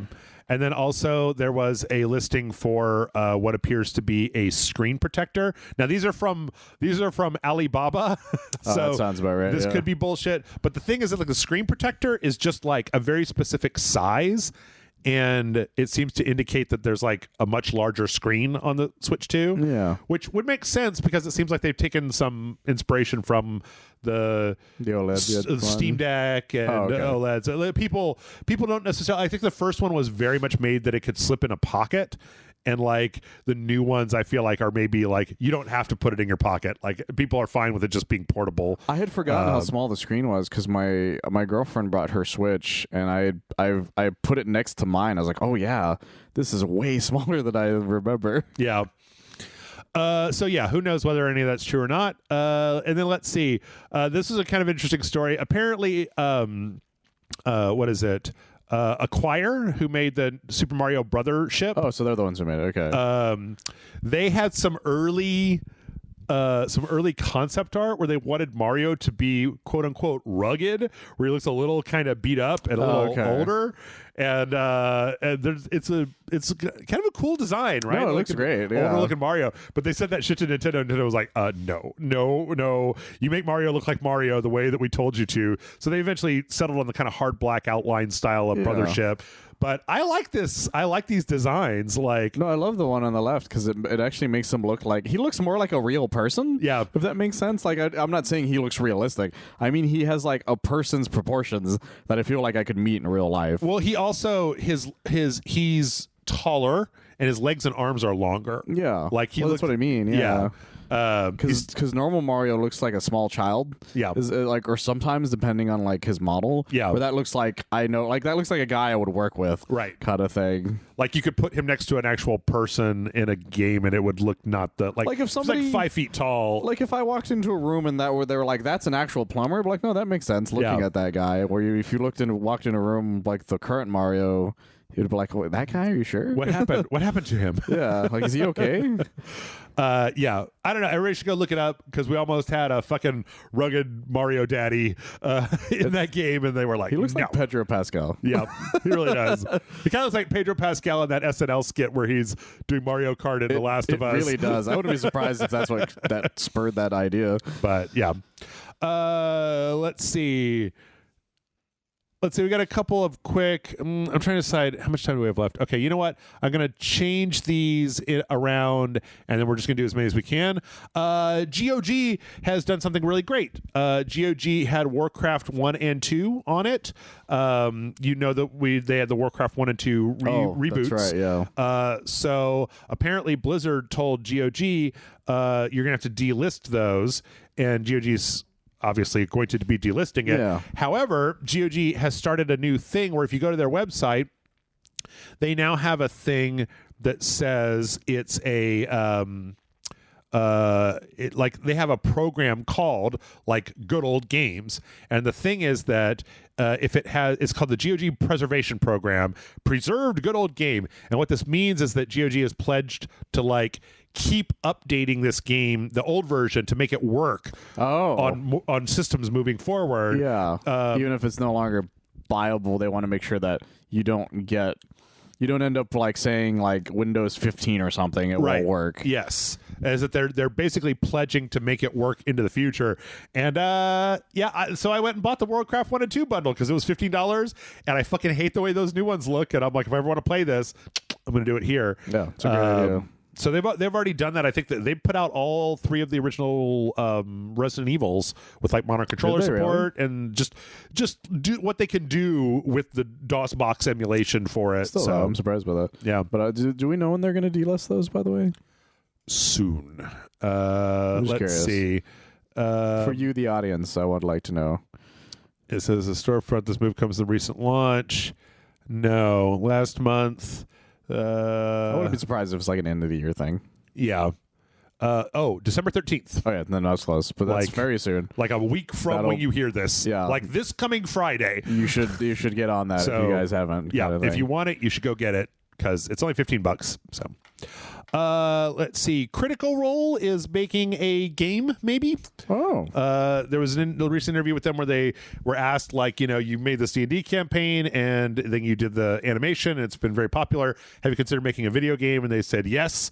So kind of the idea of kind of keep continuing to push the same comedy into a different medium of making a game where you can then interact with some of the characters from the show. It helps that everybody on that show is like an actual voice actor. Right.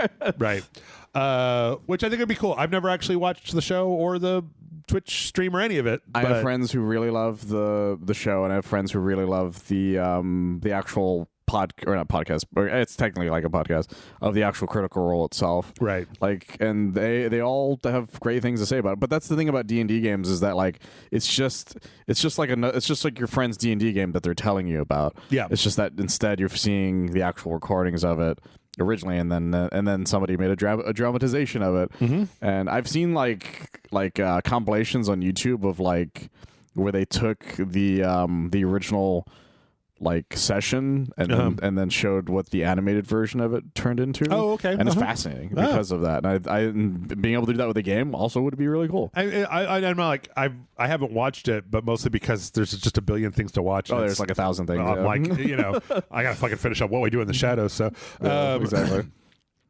PSA, some people have been reporting that if you get the MetaQuest 3 and you sweat too much into that thing, that it can kill the MetaQuest. Oh, that's a good thing I don't have a MetaQuest 3 then. Which, this has been unconfirmed, and this is only a beginning report, but there was a person who was talking about like doing one of the actual workout apps with the thing, and that you got a cell phone strapped to your face and got really hot and sweat and saw like sweat starting to come into one of the screens and immediately took it off, turned it off, and then we went to turn back on. That screen was just dead. So that's crazy. Got to watch out for that. Which is that's what's insane about it is that one of the advertisements is doing that exact thing with it. So you got to be careful with that then. And last but not least, Lenovo has a portable gaming, like a Steam Deck competitor called the Lenovo Go.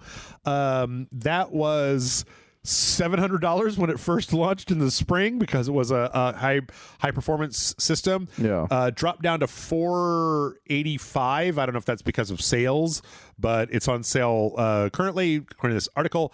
But they recently have sent out renders showing that they're going to have the Legion Go S version, which starts at $400. Oh, which will be significantly less powerful, and it doesn't have like instead of like the $700 one has like a touchpad, and like the other one has like a little mouse nubbin on it. Okay. And like it doesn't have it seems like it's a little bit cheaper build, slightly less powerful. But if you're in the mood or if you're in the market for one of those, and for some reason you don't want a Steam Deck, you maybe go check it out. If you see yourself not using it that much, and you want to spend that amount, I could see that being the reason for getting that version. There's just so many now. There's so many different ones that like. I'm actually really happy about that because it just means the fact that the handheld market is coming back. Because that was my issue with the Switch when they announced the Switch, is that I was worried the handheld market would start to go away. Because like of course the Switch is a handheld, but the DS and the 3DS and all those were like a huge part of mobile gaming. But now now everything is so much more powerful that I am happy that mobile gaming is still technically a thing, just not phone mobile gaming, basically. Like something between the phone and a full-on PlayStation console. Exactly. And with that, we're gonna go ahead and wrap it up. Oh wait, we're gonna wrap up this part. We're gonna wrap it up for the moment. We're gonna. You got overzealous there. Yeah, we're not gonna wrap it all the way up. We're gonna wrap it a little bit. We're gonna leave the top open so you can still smell what's inside. That's terrible. I'm not sure where that came from. Okay, just don't go anywhere. We got trailers left to do.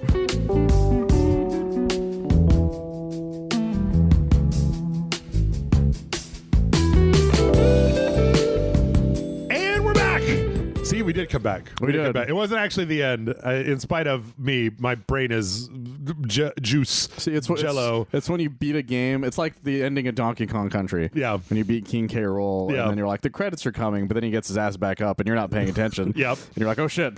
Kind of like that. Yeah, we got trailers, and I gotta a quick spoiler alert for everybody. We have like 6 Marvel Rivals trailers because they put out a whole shitload of them, and I just want to watch all of them because they're cool. Yeah. So I'm very excited for this game. We're gonna start with the Rivals Till the End, the launch trailer, which is the most goddamn anime fucking thing I've ever seen. This is like. The song they have. I said it was like an intro to My Hero Academia. Yeah, and I would watch this show. Yeah, and all the characters. I mean, like the kind of cell shaded style and everything on everybody has really grown on me over time. I wasn't like with it at the beginning, but I guess the way Arcane looks, I think. Yeah, a little bit. A lot of it is just that like.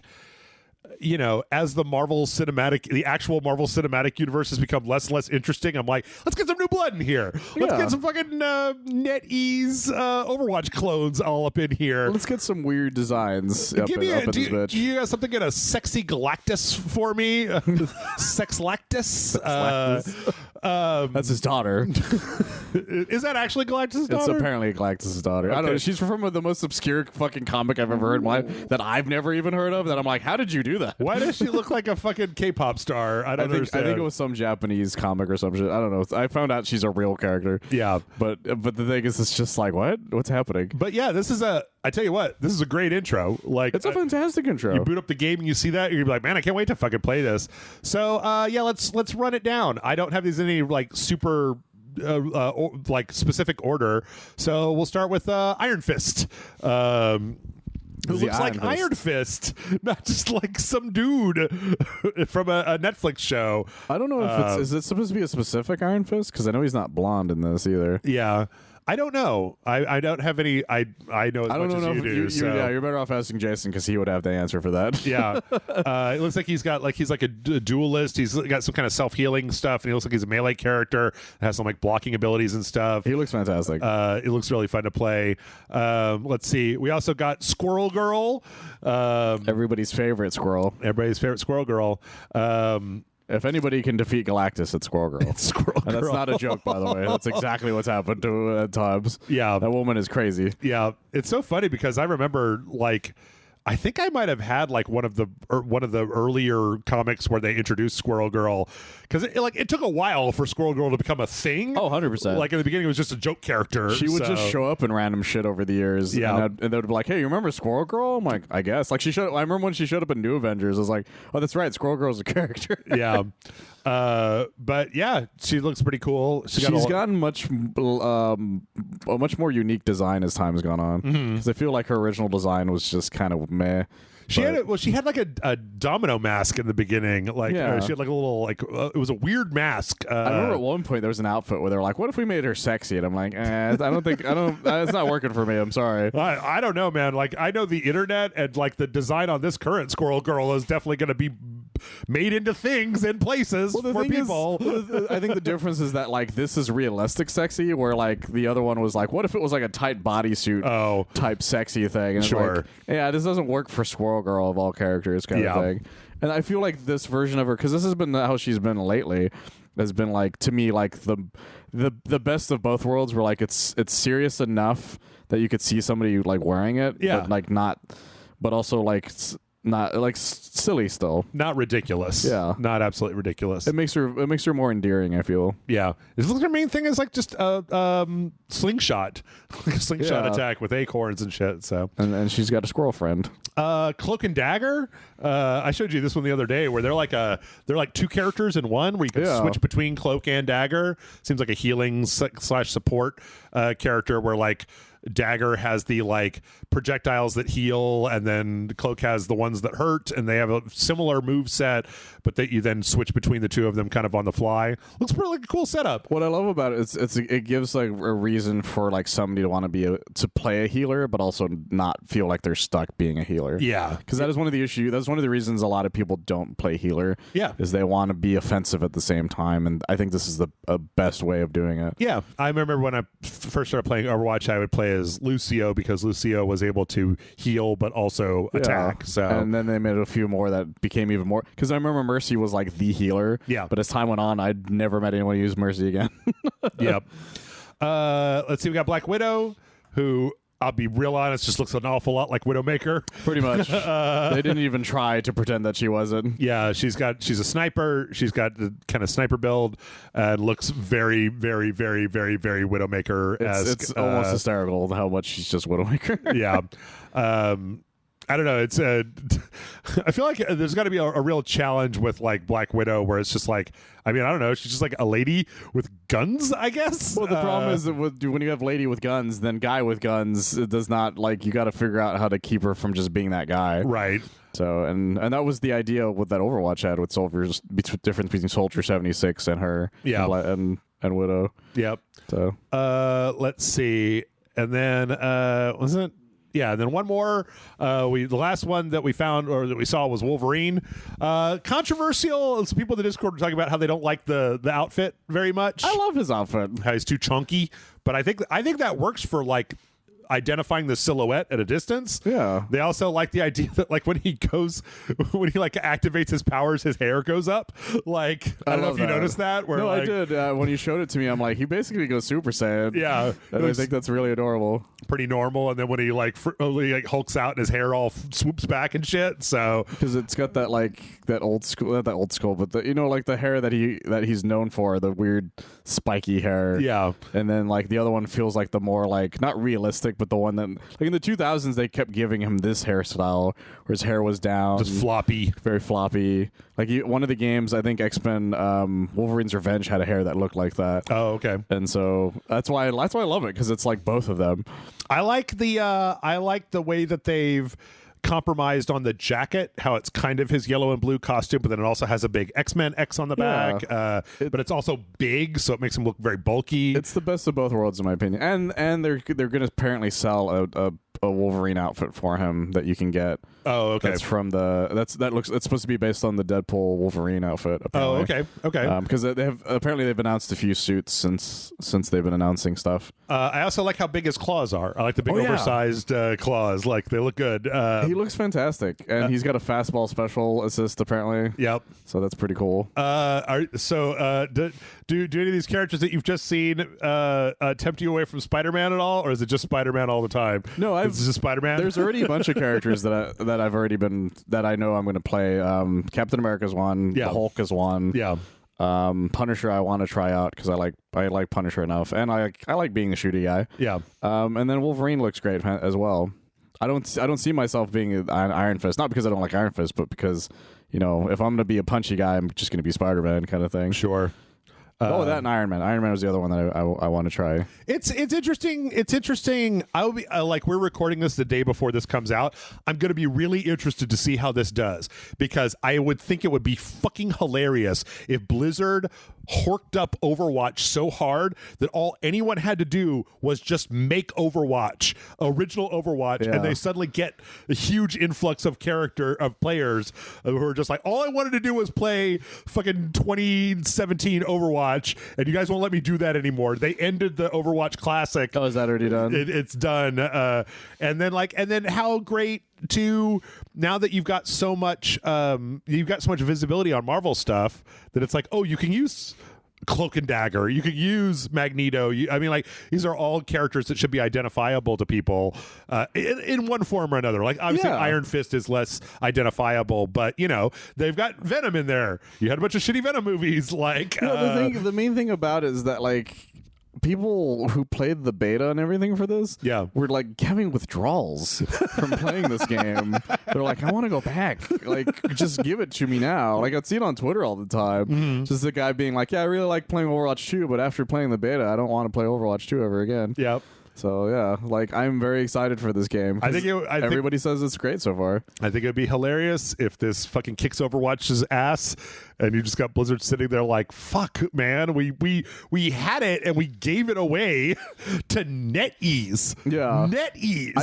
I hope NetEase is smart enough to be like, you know what, fuck the competitive scene. Let's keep this shit wacky. Yeah. Well, I think that NetEase, like, their primary focus, well, one, the esports scene is kind of deadish. Really. But then two, that NetEase would be like, dude, we can just sell costumes forever for easily. This game. We could just add in, if they're willing to accept Moon Knight, we can add in, I don't know, Speedball next season, and people will be like, ooh, show me more about how Speedball works. Right. Like, that's the best thing about games like this. You can just keep doing shit like that. Yeah. There's no shortage of characters with wacky powers in the Marvel canon to add into here, to add new characters with 100%. new stuff. So I want Cyclops to be added. Yeah, there you go. That's somebody I would use. Get more on those X-Men's. Let's see. Speaking of throwback stuff, Fortnite is getting back in on it with the Fortnite OG, which is basically going back to the Chapter 1, Season 1 Fortnite Island rules characters, and pretty much permanently now, because this used to be like a limited thing at one point. Yep, and they're making it permanent. The OG returns. I do find it a little dismaying, Michael, that we're not like that this is a trend now of like we've all fucked up the game industry so hard that we've realized we can make money by just going back to the thing that people liked in the first place, as opposed to continuing to iterate in ways that just alienate more and more of our player base moving forward. Well, what I like about what Fortnite's doing is that they're like, you get both. Yeah. Like, we're going to keep making weird-ass decisions in these later seasons, but we hear you, the guy who has nothing better to do than play the original Fortnite over and over again. You want to play this. Here you go. I want to play WoW Classic and Fortnite OG and Overwatch. I know that made it sound. I know that made it sound like I hate you, but no, I love you because you're my favorite people. Because I'm a big fan of being like Because you always make fun of me when they're like, what have you been up to? Oh, I was playing the Super Nintendo. They're like, what is wrong with you? Yeah. Not this year as much, but yeah. No, not as much, but still. Yeah, that's just the thing that I'm happy that gamers are still around that are like, look, I like this mode.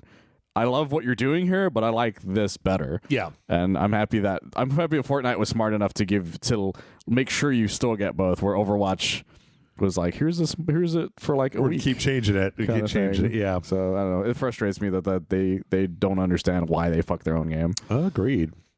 Call of Duty is getting one of the strangest crossovers of all time. Speaking of online games, you say that. I feel like you say that a lot. I am, but they keep doing it.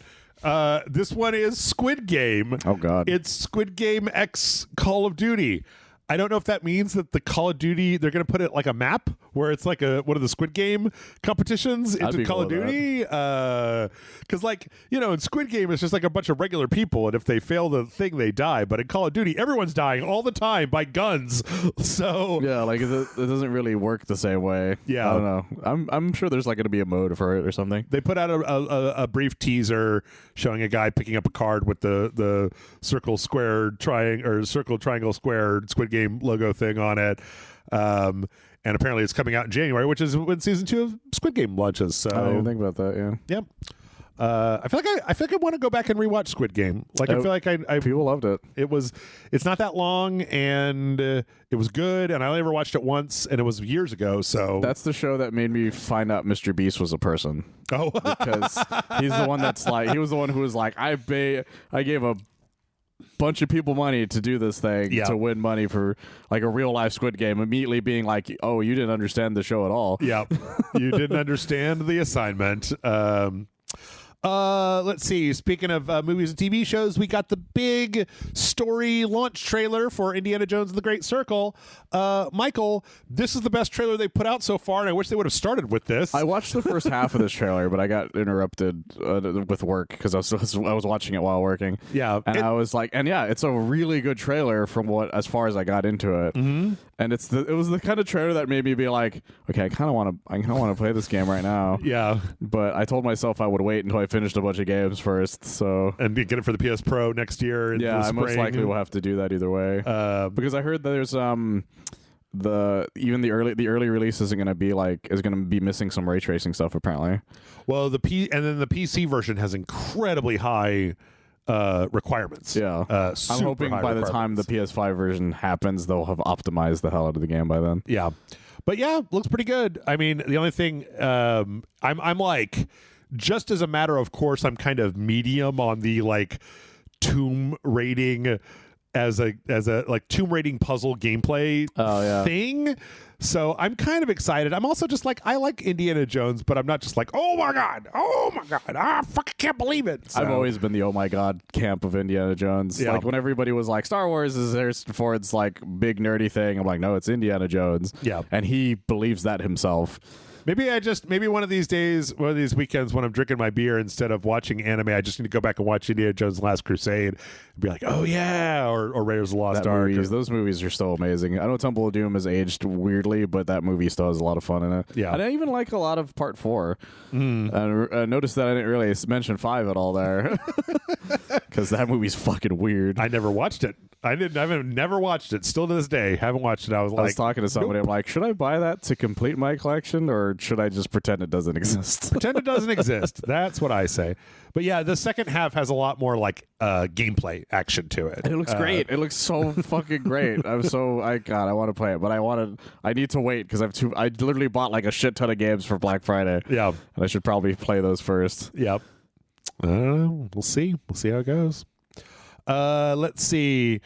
This was a weird one that came out of nowhere. Gigabash got some new DLC, and it's specifically that Netflix Ultraman Rising show. Oh, that's caught me off guard. The Ultraman with the little baby kaiju. Yeah. And it's those two. It's them as like a team.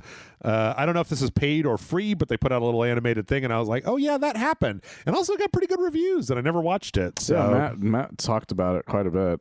And, I forgot how skinny Ultraman looked in it. He's very skinny. He's got a very long neck. He's got a big neck.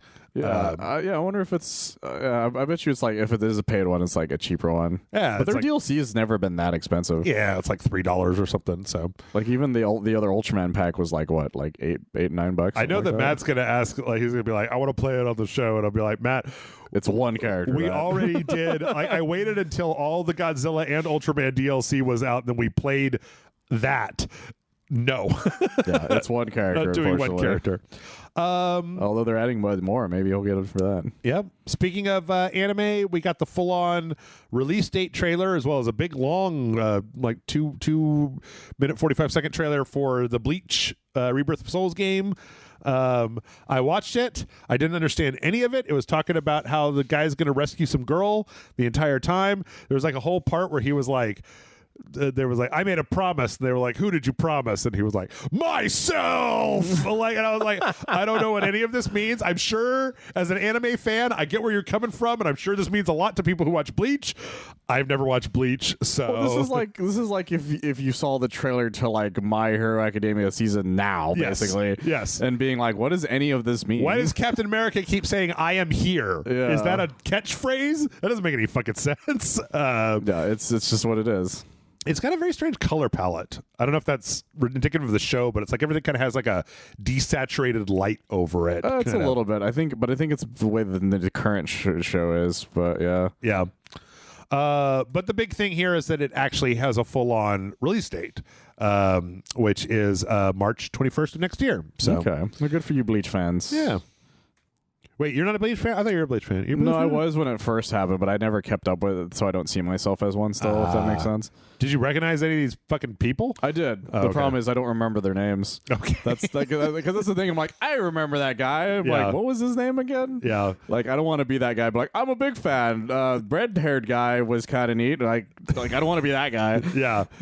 I don't know. It's like half these guys just look like anime ninjas, and then there's a bunch of like One Piece monster men that keep coming out out of nowhere. Because so I remember a lot of these characters being like, I remember that guy being cool, but I don't remember anything about them outside of that. Yeah. Bleach. It was a good show at the time, yeah. Speaking of samurai stuff, we got an interesting trailer for an interesting game called Shadow of the Road. This one just kind of came up out of nowhere, and I just took a look at it. It's a turn-based game where you play with a bunch of samurai characters, kind of in like a but in like a steampunk world. So it's like weird dudes with steam mechs and like demons and stuff. But then the actual like combat is again, it's a tactics style game. Which I was like, I'm kind of tired of tactics games. I think Metal Slug Tactics really messed me up. It did. We even had a conversation about this when we were playing some tactics game where like, I think I'm kind of tacticked out. Yeah. There's too many. Like, I feel like there's now too many of them because we used to feel like there weren't enough of them. But now there's too many of them. What's interesting, though, about this is that it's made by a company called Another Angle, but it's being published by Owlcat Games. But Owlcat Games, they're the company that made Warhammer Rogue Trader and that Pathfinder game. Oh, that's interesting. So they made those two games, but now they're publishing this game. So I'm like, I don't know. Maybe they see something. Maybe they know something that I don't. Yeah, they see something in it that we don't. Yeah. But again, it's like a very early trailer. Yeah. Very much a just brief overview. Big ass new trailer for what was previously known as Project Mugen, which is now Ananta. No idea. This is nuts, Michael. It looks like Genshin Impact and Grand Theft Auto had the weirdest baby in the world. And like, there's just all of this like, oh, characters are at a party and they're dancing and there's driving and there's the beach. But then also like there's a guy with like Spider-Man style swinging like with an anime arm, but also like basketball. I don't know what this is, but it looks charming as shit. Yeah. Like it looks like Genshin Impact, but you know what it kind of reminds me of is that game that had the weird babies. I can see that. Yeah, but if everyone wasn't babies, if they were all Genshin Impacts and not babies, or Zenless Zone Zeros and not babies, because all the characters look like Zenless Zone Zero waifus, but then all of the gameplay looks like it's like a open world city thing, but then there's like cars that turn into monsters. There's like Spider-Man swinging and like yeah, I remember when they announced this because we even talked about the Spider-Man swinging thing at the time. Yeah, and I completely forgot about this game. Yeah, but everything is so charming in it that I can't help but kind of want to play it. It's an open world RPG. What does this say? Take on the role of an elite agent with the ACD, the Anti-Chaos Directorate, and embark on an exhilarating adventure through a world that breaks all the rules. So it kind of does, to be honest.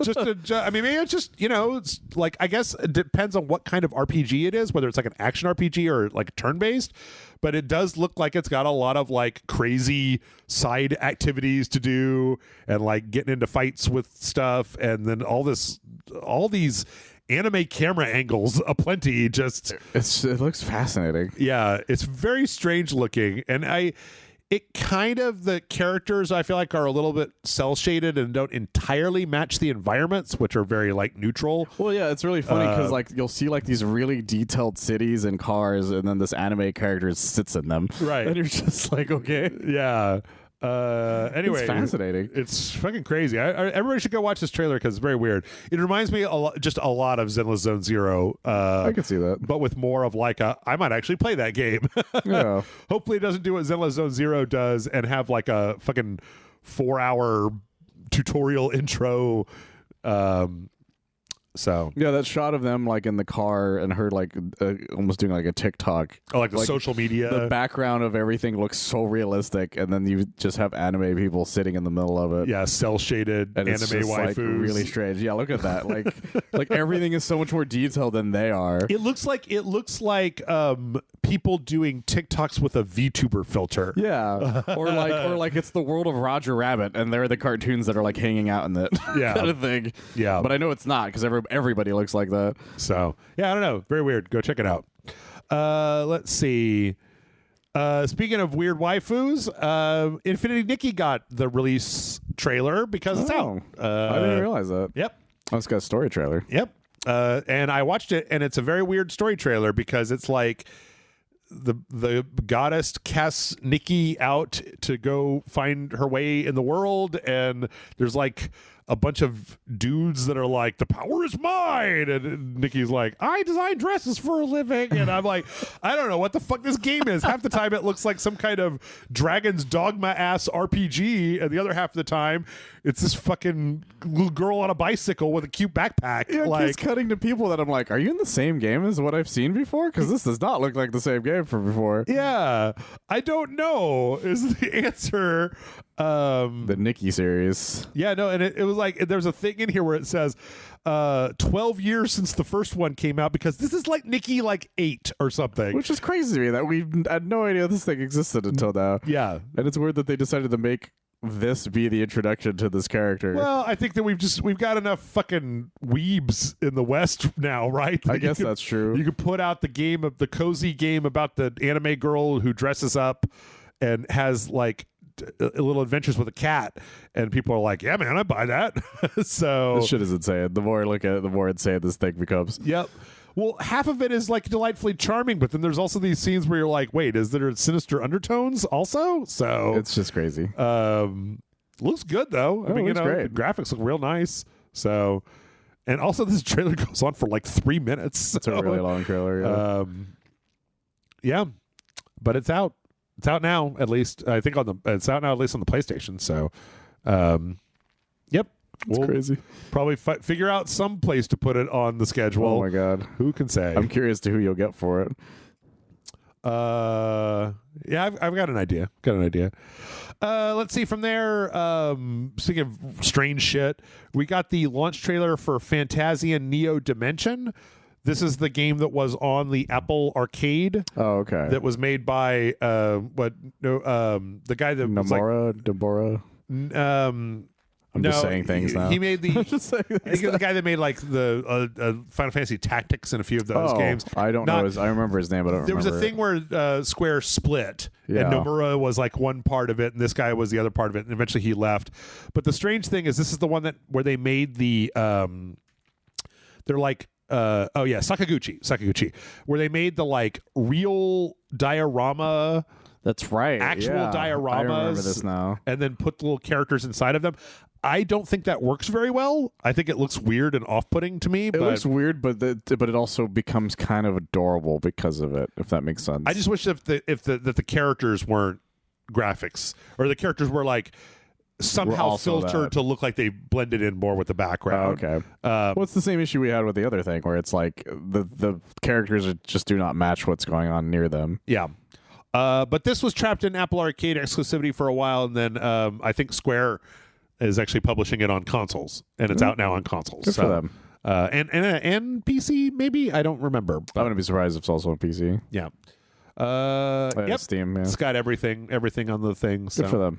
Yep. So out now. Let's see.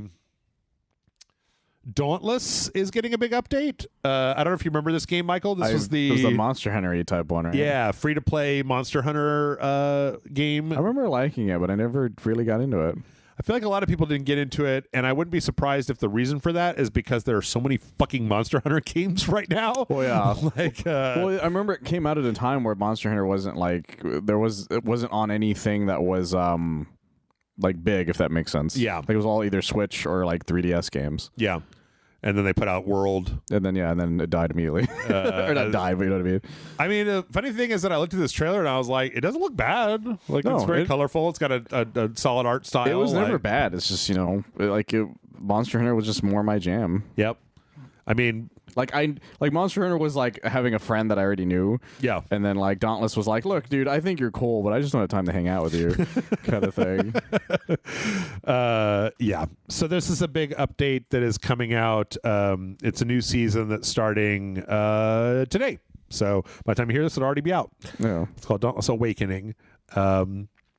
Wouldn't surprise me if 8 months from now we hear about restructuring at whoever makes Dauntless. I wouldn't be surprised, but at the same time, I think they seem to be doing fine. Yeah. There's a game called Blade Song that has a play test that's out. It took me a little while to figure this out, Michael, but this game is about about making swords.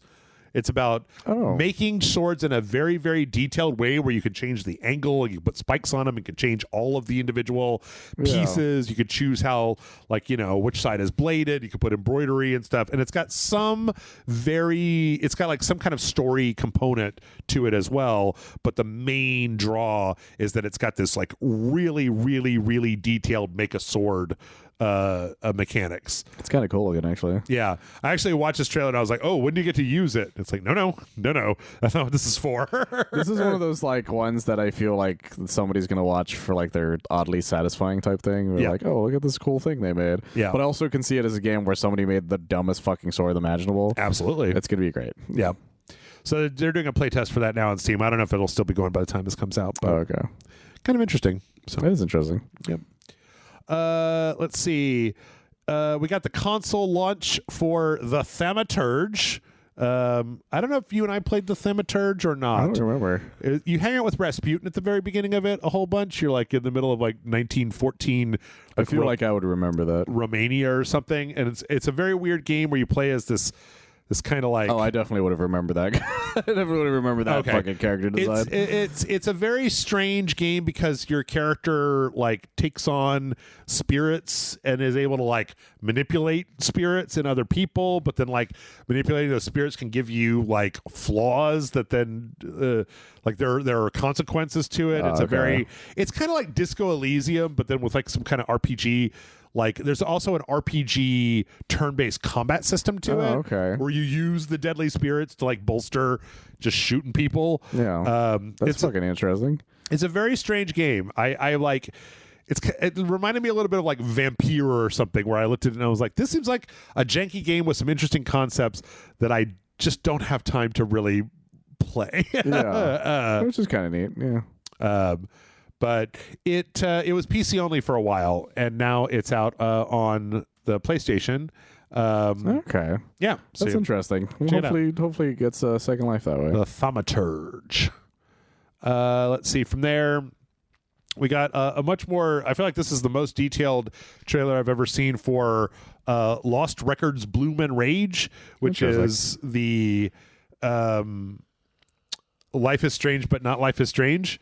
So like Deck 9 is doing Life is Strange, but I think Don't Nod is doing this one. Where I completely almost forgot about this one. The four girls find like a meteorite in the forest. Yeah. And it's not the one with all the music from the 90s. No. It's the other one. That character just looks like Max, by the way. Yeah. It's a strange trailer because it's just a lot of people yelling at each other and being shitty. And I was like, ooh, okay, being shitty. That's their bread and butter. The game. And like I don't know if the characters have like powers, but there's definitely some kind of supernatural thing going on. I don't know. I saw in the comments that a lot of people were like, a lot of people think that the new Life is Strange that we didn't even play, the double exposure that came out like 2 or 3 weeks ago, really dropped the ball because of the changes. It did, as far as I know. Like no one, like I know so many people who love that first one. And I was expecting them to be like, yeah, I love this game, and like all these things. Yeah. Not a peep from any of those people. Well, even the one before that, the True Colors, I feel like just didn't get a lot of play. I don't know. It's just that everybody had a very specific feelings about Max, as well as the relationship she had with, what was Chloe? Was her name? Chloe, I think. Yeah. And then the only thing I heard about double exposure was the thing that happened with her. Oh, right. And that was it. And like. After that, I've never heard of them talking about playing it. I've never heard them talking about the story. Like, it's just, it really dropped the ball on a lot of people who are like, I can't wait to find out what the next chapter of Max's life is. Yeah. Only to find out that the next chapter is them looking the people dead in the eye and going, fuck you. Yeah. The thing I think about this that was a little strange to me that I didn't know was apparently this is being split into 2 parts. Oh, that's interesting. So it says tape 1 is February 18th and tape 2 is March 18th. So I guess a lot of people forget the original Life is Strange was like that. Yeah, it was a sequential or I forget what they're called. It's been a while because people haven't done them in a long time. Episodic? Episodic. I mean, like, yeah, they were episodic. Yeah.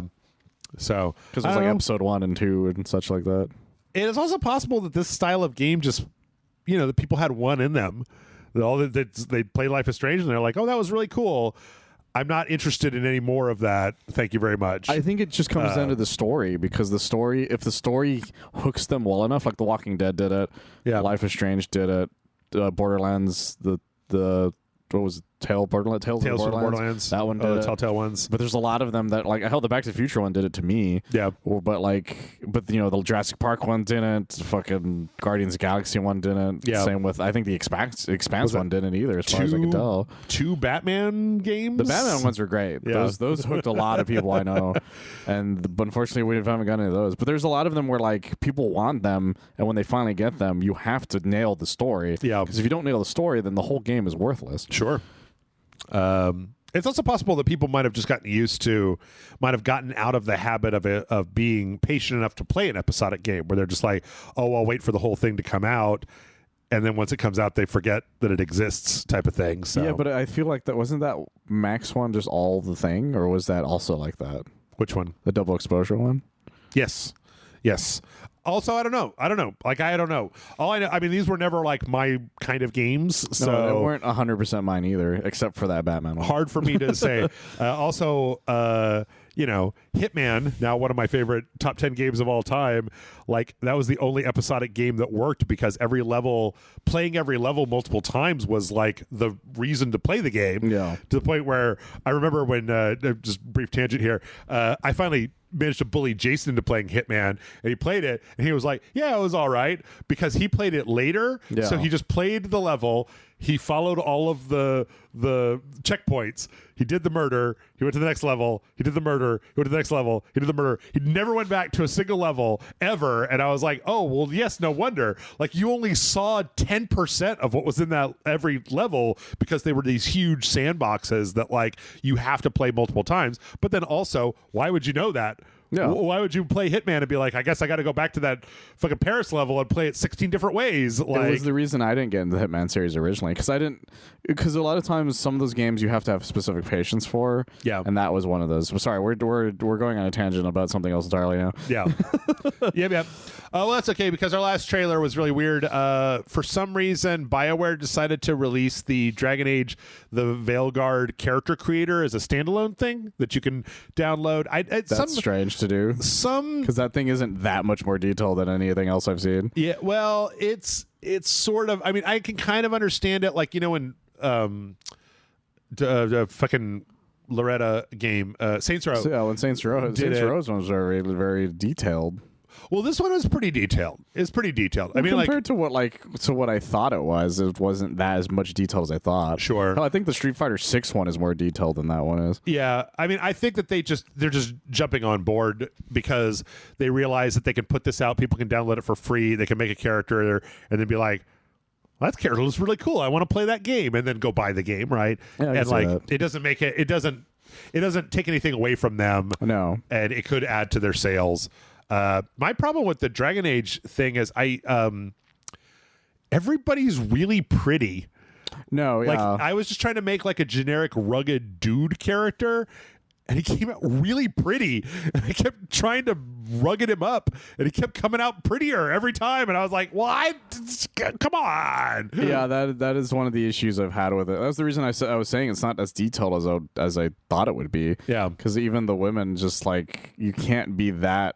You can't go that far off the line, right? If that makes sense. Yeah, part of that comes down to like either dev time or just trying to lessen the amount of super ultra sexy people wanted to make, or but it accidentally alienated people that they didn't think about, because I know a lot of people with huge tracts of land who are like mad that they can't make huge tracts of land as a character, because they're like, it's not me now because I can't do that. Yeah, no, it only happened for like a week, and I don't think I talked about it on the show, where it was like the strangest coming together of all times, where like the games aren't sexy enough crowd was like, the boobs are too small. And everyone was like, eye roll. And then like women with big boobs were like, the boobs are too small. And they're like, oh shit, everybody's mad about the size of the boobs. Like, that was one of the few times I ever saw that happen, and I was like, no, I get it. Like you want to make your character, and you just can't make them like you, which is a bummer. Yeah. Yeah. They also added in a costume. They added in a Dragon Age 2 costume, where it's like the Hawk from Dragon Age 2 with the armor, the spiky armor, and then the little red paint across the nose, which was nice. Very much that. I remember for a while there, EA was just putting that outfit everywhere.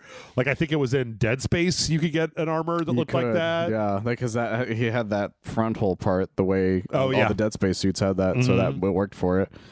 But yeah, free stuff. I don't know. I'm still trying to decide. I got to figure out if I can funk up my Rook enough to get him out of the character creator. And I'm just like, God damn it. No, that's too pretty still. So he's too sexy, damn it. Stupid sexy Rook. Let's see. Speaking of releases. Oh, shit. Okay, now we're out of time.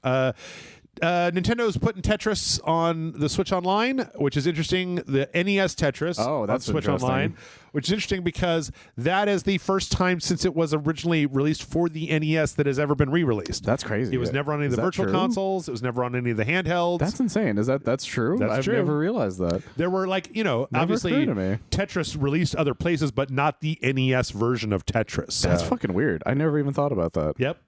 So yeah, that's out. Also on the Switch Online, they're adding Donkey Kong Land 3 for the Game Boy, which over the last few months they put all of those out. So now all three of the Donkey Kong Land original Game Boy games are out. Okay, so, well, that's fun, I guess. Yep. Let's see. From there, Kingdom Come 2 Deliverance is having one of those things where it's releasing a week early. So it's going to come out on February 11th of next year and is now coming out on February 4th. Is that just like a normal up change, or is that like a premium edition thing? Nope, just every version. Oh, good for you guys. I think they just had it plotted out for the amount of time that they needed, and they got done. They were like, we're done. Like, I mean, I'm happy for them. Yeah, so that's a fun surprise. Yeah. So yeah, you can get started even earlier. Sony did a really weird thing, Michael. I don't know if you saw this. I did not. A version. So Sony has put out a version of Gran Turismo called My First Gran Turismo that is like 3 licenses, 3 like music rallies, several races, and a few cars for free, as basically a way to be like, oh, that's why it's called that. That's a funny way of doing that. Yeah. So it's basically a demo, but it's just called My First Gran Turismo. Yeah, because it's like those books where you're like, my first adventure book or something. Yeah. I'm like, that's adorable, actually. Yeah. I would love for games to do that. And it looks like it's got a significant amount of content, because, you can't just put out one track for Gran Turismo. You wouldn't even be showing people why. It wouldn't make a lot of sense it wouldn't be a good enough demo for like one track, because even the old PS1 demos were like, here's like 2 or 3. Yeah. Kind of thing. So kind of nice, for free. Like it's always like a beginner map, a kind of intermediate map, and like a hella hard map. Well, the idea. And then I like the fact that they have licensing in there because that's the tutorial, right? Yeah, is licensing tests. So, and it looks like they've got it looks like it's kind of focused around what is that? Like a Lamborghini Countach? Yeah, like one of the '80s Lamborghini Countaches. So isn't it the car that Magnum PI drove? I think so. Here's the thing I forgot to tell you way earlier, but you know how the Thing Remastered was on those top 25 games? Yeah. The reason they put it on there was because it didn't have a release date, and it's out today because it's out right now. Really? Yeah. So Night Dive's remaster of the Thing game is out. It's stealth dropped, and it's ready to download and purchase. So. That's fucking crazy. Yep. I have it in here as a story that it might launch. But like I watched that thing and it did launch. So oh wow. Let's see. And then for a few fun things, Michael, did you see that there was going to be a Lego James Bond game? I did not. And now I'm disappointed there is not one. Yeah, there was a pitch for this that surfaced, and there's a trailer out there, but it keeps getting scrubbed, obviously, because whoever has the rights to the fucking Broccoli family or whatever keeps pulling it down. I actually saw. Let's see if I can find a little bit of it. Yeah, there we go. This one's a vertical one, and it's very unfinished, but it shows like Daniel Craig one. Yeah, but it shows. No, I think that was a James. Or that was the beginning started with Daniel Craig, and then it went to because you can always tell by their hair basically. Because these are all different ones. Yeah. But yeah, it works. Like I can see that. I can see a Lego James Bond game. Well, because James Bond has like weird shit that happens in his stuff. Like if any character it would work for, it's James Bond. Yep. And I'm now very disappointed this is not a thing that I can play right now. Yep. Oh my goodness. So yeah, it's interesting. You can still look it up. We're watching on TikTok, but you should do it. God damn it, you guys. Yep. Stop pogging James Bond. Actually, that's the thing about James Bond. We haven't seen shit about that James Bond game. The IOI game? The IOI is supposed to be. Yep. I mean, I have a feeling that they're like way deep into it. Well, that would have to be. I just feel like I would like to know it's still around. Sure. Or maybe a Lego game that you're not telling me about. Let's see. And then let's wrap it up with a few fun things. Speaking of merchandise, Balatro did something that was pretty fun. They're putting out a Balatro deck of physical playing cards. You know what? Good for them, because I feel like if they weren't, somebody was going to do it. Yep. It's basically all the Balatro iconography on the cards, and then it's got 4 different Jokers in it. That's fun. Jokers from the thing. It is $16. I did buy one. I did pre-order one. I'm not surprised at all by this. That's one of those things where it's like, oh yes, I will take that. That's a fun little thing to have. And it's a practical, fun thing that you can mess with. Yeah. And it doesn't take up a lot of space. No, that's the other best part, yeah. Let's see. I meant to show you this video before we started, but let me make sure I get who's going here. Blurbs, I guess, modded Red Dead Redemption 2 in that way where they jacked up the speed of all of the stagecoaches to like supersonic, and then just tried to play the game and just like supersonic stagecoaches just kept flying out of nowhere and just like running into things and falling up in the air. Well, the best part is the difference between seeing it with a car is that the horses are fucking flailing. Yep. Like they don't know what to do, and it's so fucking funny. Yep. Oh my God. Pretty amazing. This is just a video from Twitter watching the guy's reaction, especially in the beginning where he's just trying to like go places and just keeps getting fucking mowed down by like assassin carriages that come out of nowhere.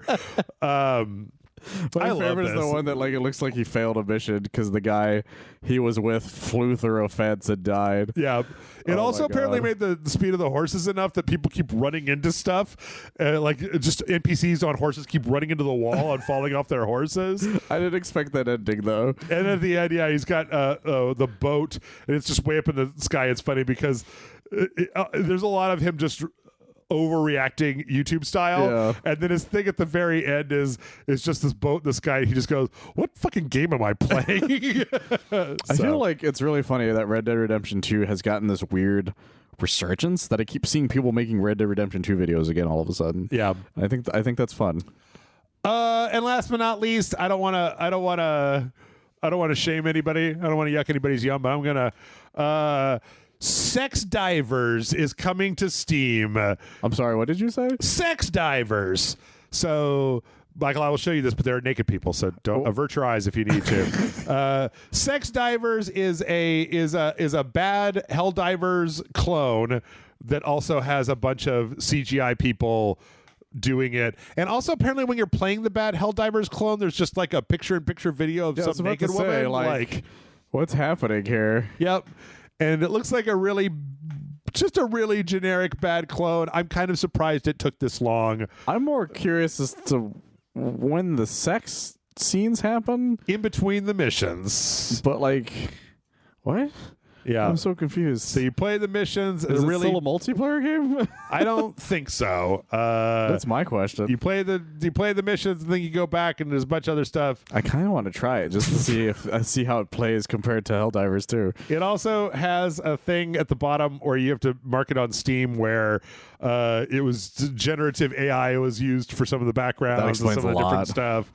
It's made by a company called Octo Games that apparently has made the story that I was reading for this said that they put out was like 40 games this year. Oh my goodness. And the one that popped up was just called Cumverse, and I guess it's supposed to be a Hoyoverse ripoff. Something. Yep. A lot of just fucking boning aliens, the game. I don't know. I'm so confused. What are the other titles? I just want to see what weird names they have.